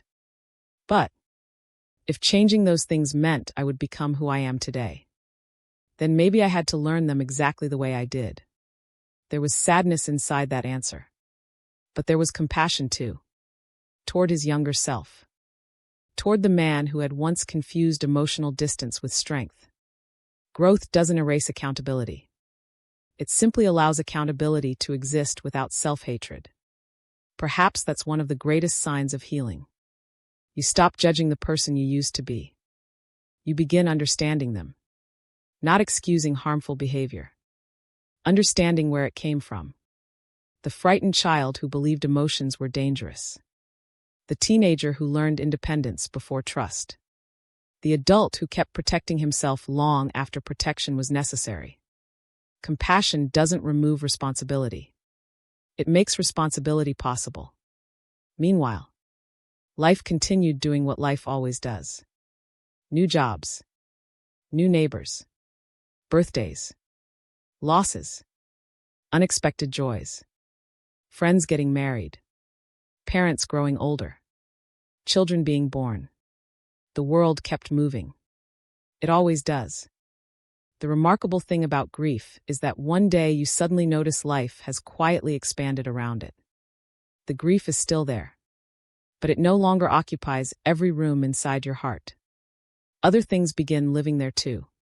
Curiosity. Hope. Peace. Laughter. Love again. Notice that phrase. Love again. Not replacement. Not comparison. Again. Healthy love doesn't ask us to erase previous chapters. It simply invites us to write new ones. Every relationship is different. Not better. Not worse. Different. Comparison belongs to the past. Presence belongs to the future. Imagine he eventually meets someone whose laughter sounds nothing like hers. Someone who drinks tea instead of coffee. Someone who loves mountains instead of beaches. Someone who folds towels differently. Someone who never understood why he always checked whether doors were locked twice. She won't replace anyone. Because people are not interchangeable. She'll simply become someone entirely new. And because of everything he learned before. He'll love differently this time. He'll notice sooner when he's withdrawing emotionally. He'll say, "I'm overwhelmed," instead of disappearing. He'll ask, "Can we talk?" instead of assuming silence is safer. He'll remember that reassurance often needs to be spoken aloud, not merely felt. Perhaps somewhere else. She'll do the same.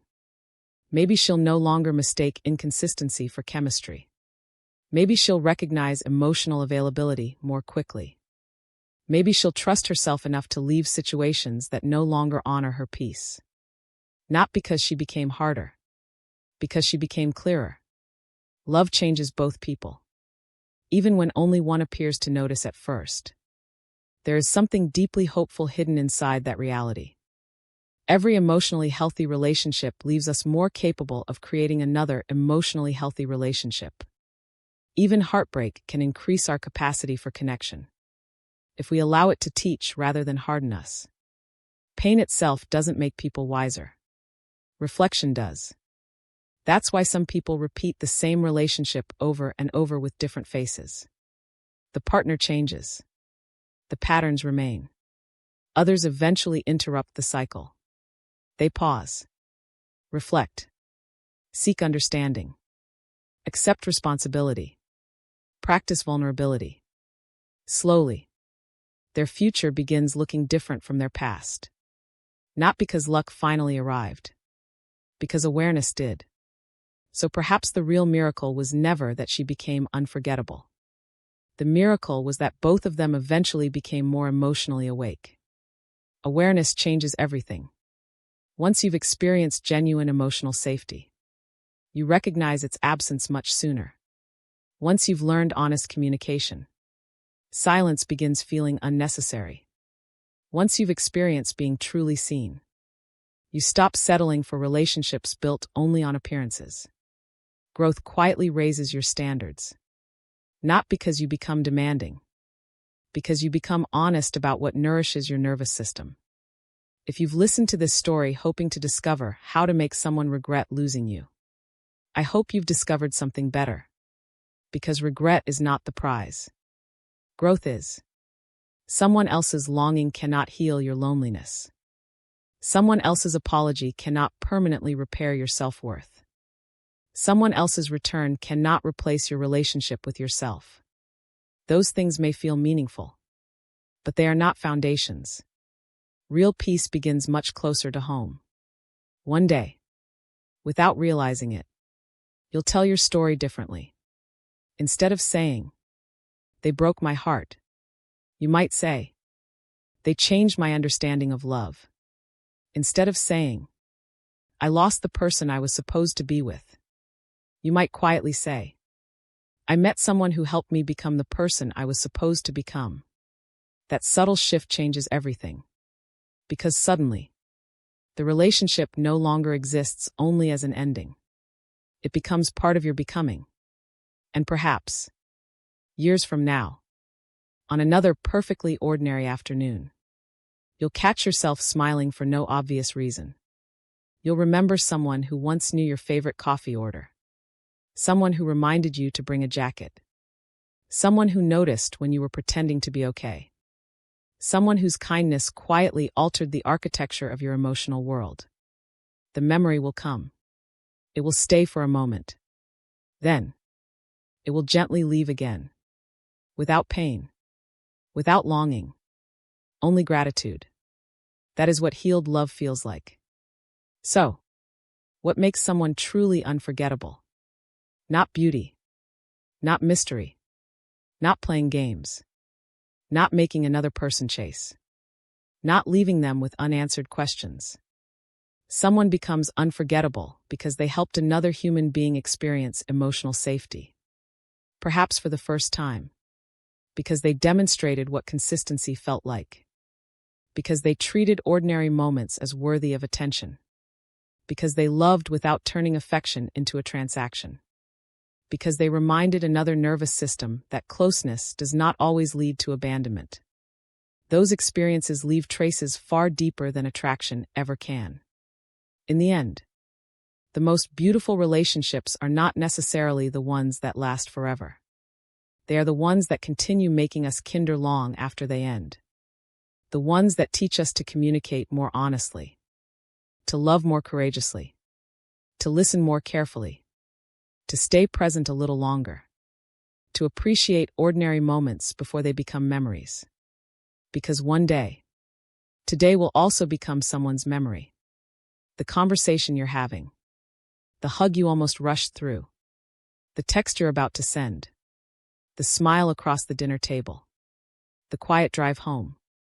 These ordinary moments are quietly becoming the emotional history of someone's life. Treat them gently. And perhaps that is where this story truly ends. Not with a reunion, not with a goodbye, but with an invitation. An invitation to stop asking whether someone else will remember you, and instead ask a different question. When people leave your presence, do they feel safer than when they arrived? Do they feel more understood? More accepted? More at peace with themselves? If the answer is yes, then you've already given something extraordinarily rare. Something that time cannot easily erase. Because love was never meant to be measured only by who stayed. It is measured by who we become because it happened. And if someone helped you become more patient, more honest, more emotionally available, more compassionate, then they never truly disappeared. They continue living quietly in every healthy choice you make from that day forward. That is the kind of love that never really leaves. Not because it keeps holding on to the past, but because it keeps helping us build a better future. And perhaps, that is the most unforgettable legacy any human heart can leave behind. If you've stayed with this story until now, perhaps you've noticed something. It never really became a story about her. At first, it seemed that way. A woman who didn't chase. A woman who made ordinary moments feel extraordinary. A woman whose absence echoed louder than her presence. A woman he could never quite forget. But beneath every chapter, another story was quietly unfolding. The story of a man slowly becoming someone capable of seeing what he once couldn't. And perhaps, that's the real story behind every unforgettable love. Not that one person was extraordinary beyond measure, but that love gently revealed who both people truly were. When relationships end, we naturally ask, why did this happen? It's an understandable question. But over time, another question becomes far more meaningful. What is this trying to teach me? The first question searches for blame. The second searches for growth. One keeps us trapped inside the past. The other slowly walks us toward the future. For a long time, he believed losing her was the defining event of his life. Years later, he understood something different. Meeting her had been the defining event. Losing her was only part of the lesson. Because if he had never met someone who loved with emotional consistency, he might never have recognized how disconnected he had become from himself. If she had never calmly asked, "What are you feeling right now?" he might have continued believing that avoiding emotions was maturity. If she had never remained present during difficult conversations, he might never have realized how often he disappeared emotionally while staying physically present. Sometimes another person simply becomes the mirror we didn't know we needed. Mirrors can be uncomfortable. Not because they create flaws, because they reveal them. And yet, the purpose of a mirror has never been to shame us. Its purpose is clarity. Without clarity, change is almost impossible. He used to think strength meant never needing anyone, never asking for reassurance, never depending on another person emotionally, always handling things alone. But independence and emotional isolation are not the same thing. True emotional strength isn't the absence of need. It's the courage to express need honestly. That realization changed the way he understood everything. One quiet evening, he found himself sitting alone on a park bench after work. The same park where years earlier he had once walked with her. Children were running through the grass. An elderly couple shared a sandwich. Someone walked past with a golden retriever carrying a tennis ball. Nothing remarkable was happening. Just life. Ordinary life. The kind of ordinary life he used to overlook. He smiled. Not because he wished she were sitting beside him. Because she had taught him to notice these moments in the first place. Before her, he rushed through afternoons. After her, he began living inside them. That gift remained. Even though she didn't. Perhaps that's what emotionally healthy love leaves behind. Not dependence. Awareness. The ability to experience life more fully than before. To notice sunsets. To taste coffee instead of drinking it absent-mindedly. To listen when someone says, "I'm tired," and hear the emotion hidden underneath. To ask, "What happened today?" instead of, "How was work?"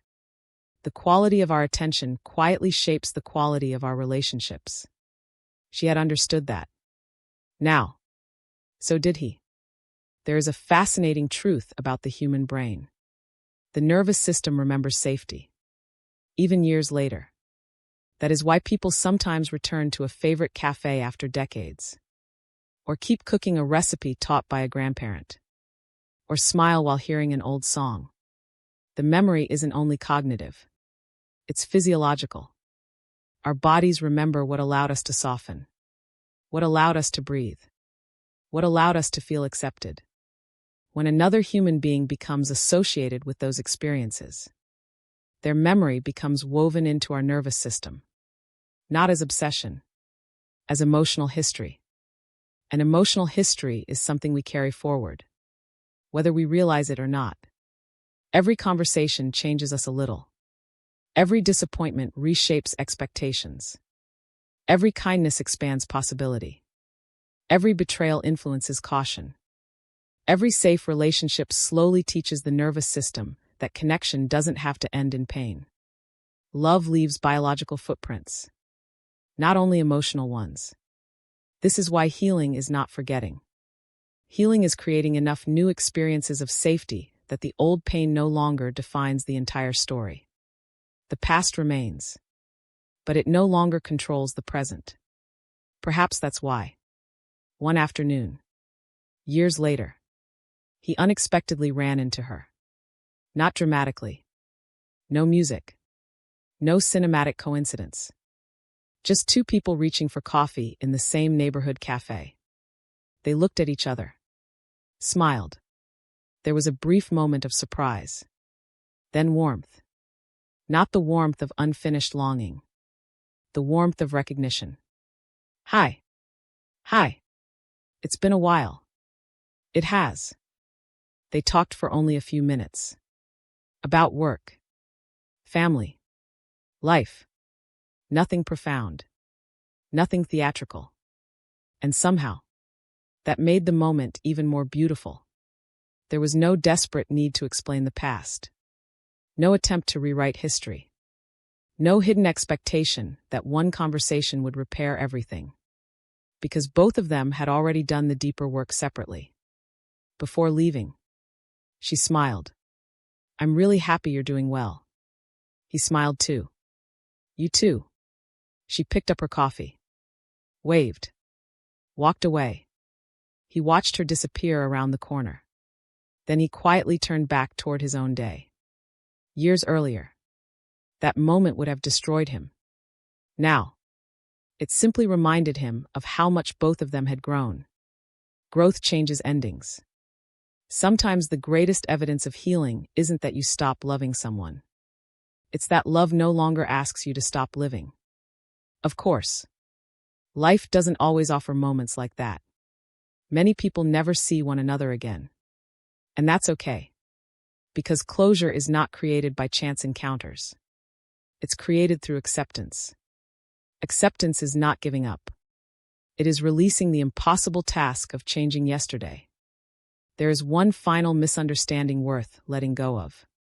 People often believe unforgettable love means finding the one person they can never replace.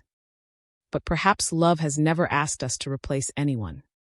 Every meaningful relationship becomes part of us.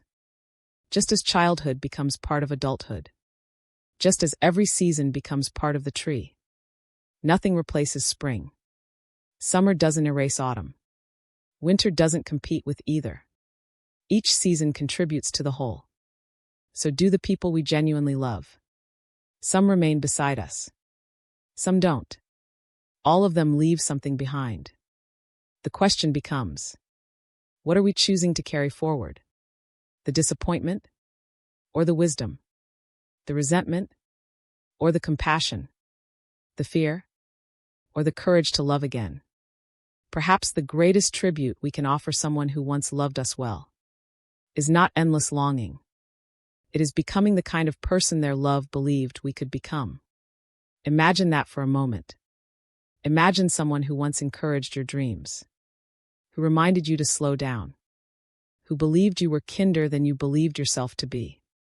Years later, the greatest way to honor that relationship isn't remaining stuck inside its ending. It's allowing those lessons to become part of your character. That is how love continues living. Not through memory alone, through behavior. The same is true in reverse. Every person you love today may someday carry pieces of you into a future you will never witness. Perhaps your patience becomes the reason they stay calm with their child one day. Perhaps your encouragement gives them courage to pursue work they once feared. Perhaps your habit of listening without judgment becomes something they offer another person years later. Love multiplies quietly. Its influence almost always reaches farther than we can see. That realization changes the way we live. Suddenly, every conversation matters. Every goodbye deserves attention. Every apology becomes worthwhile. Every expression of gratitude becomes urgent. Because none of us knows which ordinary afternoon will become someone else's lifelong memory. So, if you're listening to this while thinking about someone you once loved, perhaps don't ask whether they still think about you. Ask something gentler. Did that relationship make you more honest? More patient? More emotionally available? More compassionate? Did it teach you to communicate more clearly? To recognize your own attachment patterns? To value consistency over intensity? To appreciate peace instead of mistaking chaos for passion? If the answer is yes, then the relationship continues serving your life today. Even if it ended years ago.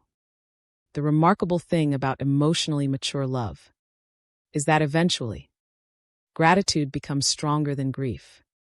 Not because grief disappears, because gratitude expands.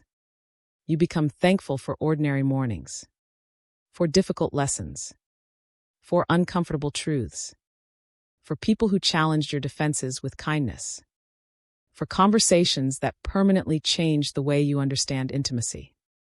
Gratitude doesn't deny pain. It simply refuses to let pain become the entire story. Perhaps that's why unforgettable people never truly ask to be remembered. They simply love honestly while they're present. The memory takes care of itself. And maybe that's the quiet invitation waiting beneath every chapter you've heard. Don't spend your life trying to become someone's greatest regret. Become someone's safest place. Don't try to be impossible to replace. Become impossible to forget because people felt genuinely seen when they were with you. Not because you created emotional highs. Because you created emotional peace. The nervous system remembers peace. Often for a lifetime. One day, many years from now, someone may remember you. Not because of the gifts you bought, or the vacations you took, or the photographs stored on an old phone. They may remember something much smaller. The way you looked up from what you were doing when they entered the room. The way you asked a second question instead of ending the conversation. The way you noticed they were quieter than usual. The way you never laughed at their vulnerability. the way they could finally exhale around you. Those ordinary moments become extraordinary only in hindsight.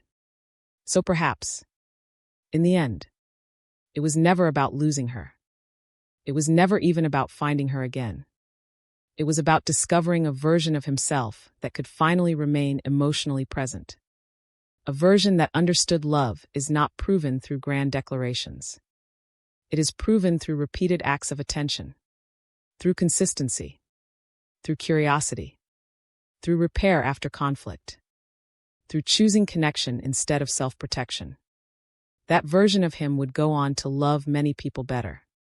Friends, family, perhaps another partner, perhaps children one day. Her influence would quietly exist inside every one of those relationships. Not as comparison, as wisdom. And maybe that is the most beautiful ending this story could ever have. Not two people frozen forever inside one chapter, but two lives continuing. Richer, kinder, more awake. Because they once crossed paths. Because in the deepest sense, love is never only about who walks beside us. It is also about who we become after they do. So if someone has ever loved you in a way that helped you become more patient, more emotionally honest, more compassionate, and more fully yourself, hold that with gratitude. And if you have ever offered someone that same gift, know that your presence mattered far beyond the days you spent together. Because the most unforgettable love is not the love that refuses to end. It is the love that continues changing us, long after the story itself is over. And perhaps, that is where every meaningful love story has always been leading us. Not toward possession, not toward perfection, but toward becoming the kind of person who makes another human being feel safe enough to be fully alive. That is the legacy of unforgettable love. And unlike memory alone, that legacy can keep growing. For the rest of our lives. Take a moment. Close your eyes if you want to. Think about someone who changed your life. Not necessarily the person you stayed with. Not necessarily the person you loved the longest. Just someone who quietly changed the way you see yourself. Maybe it was someone who taught you how to laugh again. Maybe it was someone who sat beside you in silence while your world was falling apart. Maybe it was someone who looked at you one ordinary afternoon and asked, "Are you really okay?" Not because they wanted information, because they genuinely wanted to know. Sometimes, our lives are divided into two chapters. Before someone saw us, and after. For so much of this story, we followed a man trying to understand why he couldn't forget her. He searched through memories, through old conversations, through regrets, through all the things he wished he had said. But if we look carefully, we'll notice something remarkable. By the end, he wasn't searching for her anymore. He was discovering himself. And perhaps that has always been the hidden destination of every meaningful relationship. Not simply to find another person, but to encounter parts of ourselves we couldn't reach alone. Psychologists often describe healthy relationships as environments that support growth. Notice that word, environment. Just as a seed cannot become a tree without the right conditions. Human beings also develop differently depending on the emotional environment surrounding them. Criticism creates one kind of nervous system. Consistency creates another.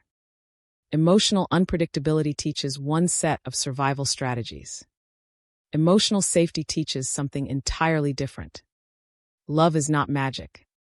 Love is an environment. And environments shape people.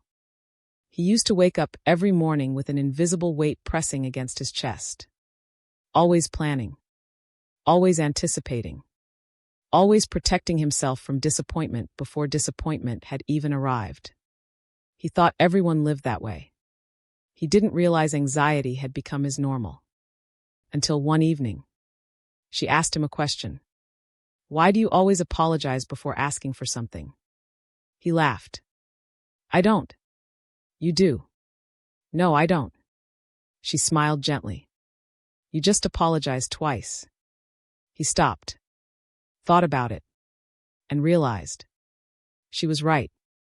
He apologized before expressing needs, before sharing opinions, before asking for help, as though his existence required permission. He had done it for so many years. He no longer noticed. She did. Not to criticize him, to understand him. Healthy love notices patterns we have stopped seeing. Not because it wants to fix us, because it wants to know us. There is a profound difference. People who want to control you study your weaknesses. People who love you become curious about your pain. Curiosity creates connection. Judgment creates distance. Months after they separated, he caught himself apologizing to a co-worker for asking a completely reasonable question. Halfway through the sentence, he smiled. He remembered her. Not with sadness, with awareness. He corrected himself. You know what?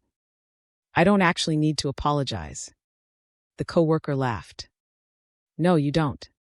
It was such a tiny moment. No music. No dramatic breakthrough. Just one ordinary sentence. But transformation often looks exactly like that. Not grand gestures. Tiny corrections repeated over time. Real healing rarely announces itself. It hides inside ordinary moments. The first time you say what you actually feel. The first time you set a healthy boundary without guilt. The first time you choose rest instead of proving your worth through exhaustion. The first time you cry without feeling ashamed. The first time you ask, "Can you help me?" instead of pretending you're fine. Healing is usually invisible while it's happening. Only later do you realize. I don't react the way I used to. One winter afternoon, years after everything had ended, he found himself walking through a grocery store. It was busy. Families comparing cereal brands. Children asking for candy. Someone arguing over which tomatoes looked fresher. Completely ordinary. He reached for pasta. Without thinking. He smiled. She used to insist on reading every ingredient label. He used to tease her. You know, they're all basically the same. She'd shake her head. No, they're not. You can tell who actually cared while making something. At the time, he thought she was talking about food. Years later, he understood she had been talking about life. You can often tell where care exists. Not because someone announces it. Because attention leaves fingerprints. That realization stayed with him. Attention leaves fingerprints. You can see it in handwritten notes. In meals someone prepares slowly. In the way a parent kneels to tie a child's shoe. In a friend who remembers your interview date. In a partner who notices you've been unusually quiet. Love rarely shouts. It pays attention. The modern world encourages speed. Answer faster. Work faster. Move faster. Scroll faster. Decide faster. Yet relationships have always spoken another language. Presence. Listening. Patience. Curiosity. Repair. These qualities cannot be rushed. The nervous system doesn't trust speed. It trusts consistency. That is why a single grand romantic gesture rarely changes a relationship. But 100 ordinary acts of reliability can change an entire life. He eventually became the kind of person who listened differently. Not because someone taught him communication techniques. Because he finally understood what it felt like to be deeply listened to. Experience became education. Perhaps that's the most effective teacher of all. Years later, a close friend sat across from him during lunch. I think my relationship is ending. His friend looked exhausted. I don't know what to do. Years ago, he would have offered advice immediately. Solutions. Strategies. Opinions. Instead, he asked, "Do you want me to help solve it? Or do you just need someone to hear you?" His friend stared at him for a moment, then quietly replied, "I just need someone to hear me." So they sat for nearly an hour, talking, listening, pausing. No rush. No fixing. When they stood up to leave, his friend hugged him. "Thank you. I feel lighter." Walking back to his car, he suddenly realized something. Years ago, she had done exactly the same thing for him. She listened before trying to solve. Now, without even realizing it, he had passed that gift to someone else. That is how love continues. Not through possession, through transmission.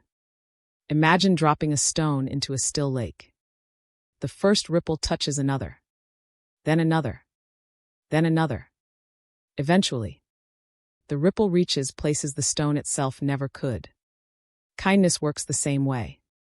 Emotional safety works the same way. Healthy love works the same way. One person regulates another nervous system. That person later regulates someone else's. Generations can be influenced by a single emotionally healthy relationship. We rarely witness the full impact of our kindness. That doesn't mean it isn't happening.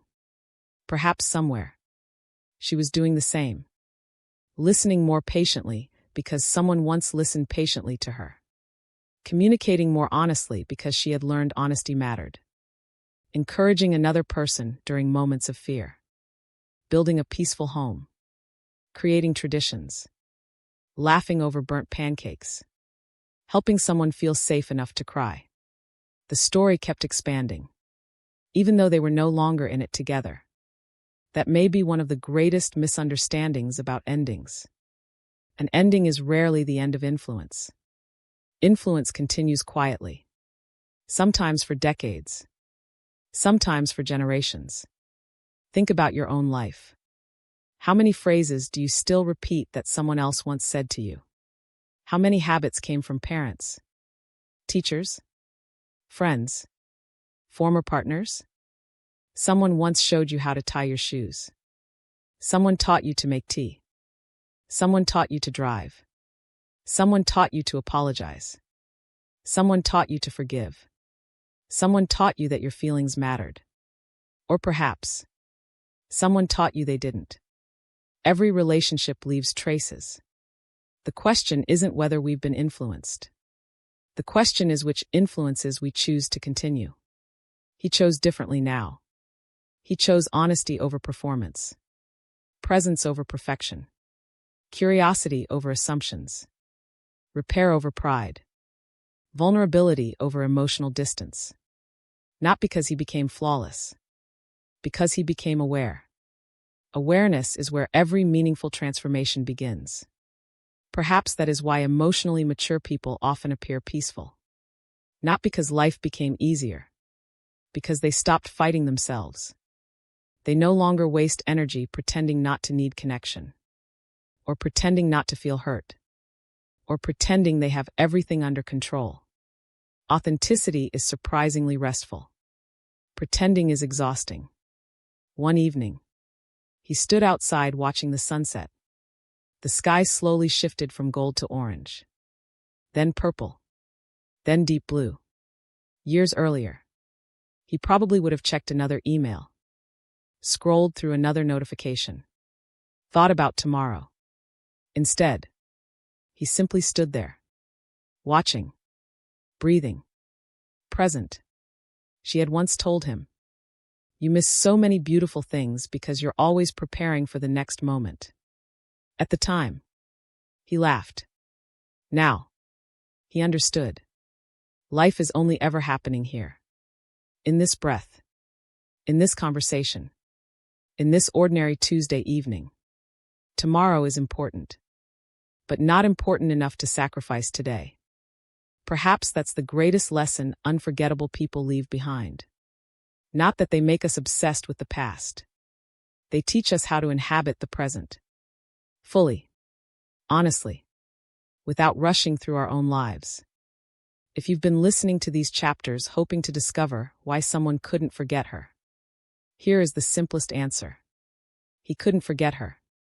Because she represented the first relationship that consistently invited him to become emotionally present. She didn't leave behind mystery. She left behind awareness. She didn't leave emotional games. She left emotional clarity. She didn't teach him how to chase. She taught him how to stay. Stay during difficult conversations. Stay with uncomfortable emotions. Stay present when vulnerability felt frightening. Stay long enough to discover that intimacy is built, not found. And perhaps that invitation belongs to every one of us. Not to become unforgettable. Not to become someone's greatest love story. Not to become impossible to replace. Instead, to become someone whose presence allows another human being to exhale. Someone whose consistency calms rather than confuses. Someone whose honesty makes truth feel safe. Someone who notices ordinary moments before they disappear. Because in the end, people rarely remember every conversation. They forget exact words, specific dates, little details. But the nervous system remembers something deeper. It remembers how it felt to be welcomed, to be accepted, to be understood without needing to perform, to be loved without needing to earn it every single day. That feeling becomes part of who we are. So perhaps the real question was never, why can't he forget her? Perhaps the better question has always been, what kind of presence leaves behind that kind of peace? The answer isn't beauty. It isn't mystery. It isn't perfection. It isn't making someone afraid to lose you. It is emotional honesty, steady attention, gentle curiosity, reliable kindness, the courage to remain emotionally available without abandoning yourself. These are quiet qualities. They rarely attract immediate applause, but they change lives. One day, long after names have faded, long after photographs become old, long after phones are replaced and messages disappear, someone may still carry the way you made them feel. Not because you tried to become unforgettable, but because you made one ordinary human experience something extraordinary. You made home feel possible. Not a house, not a city, a feeling. And once another nervous system learns what emotional home feels like, it never completely forgets. That is why some people remain with us long after they've gone. Not because they stayed in our lives, because they helped us build a better one. And perhaps that has been the true love story all along. Not the story of two people trying to hold on to each other, but the story of two human beings who, for a little while, walked side by side and quietly transformed each other into people more capable of loving the world and themselves with greater honesty, greater compassion, and greater peace. That is the kind of ending that never truly ends, because every act of love learned becomes another act of love given. And in that way, the person you become is, and always will be, the greatest love story you ever get to tell. Thank you for spending this moment with me. If this message resonated with your soul, remember to subscribe and continue this journey with us here on Twin Flame Journey. And always remember, what is meant for your soul will always find its way back to you. Until next time, beautiful soul, trust the journey.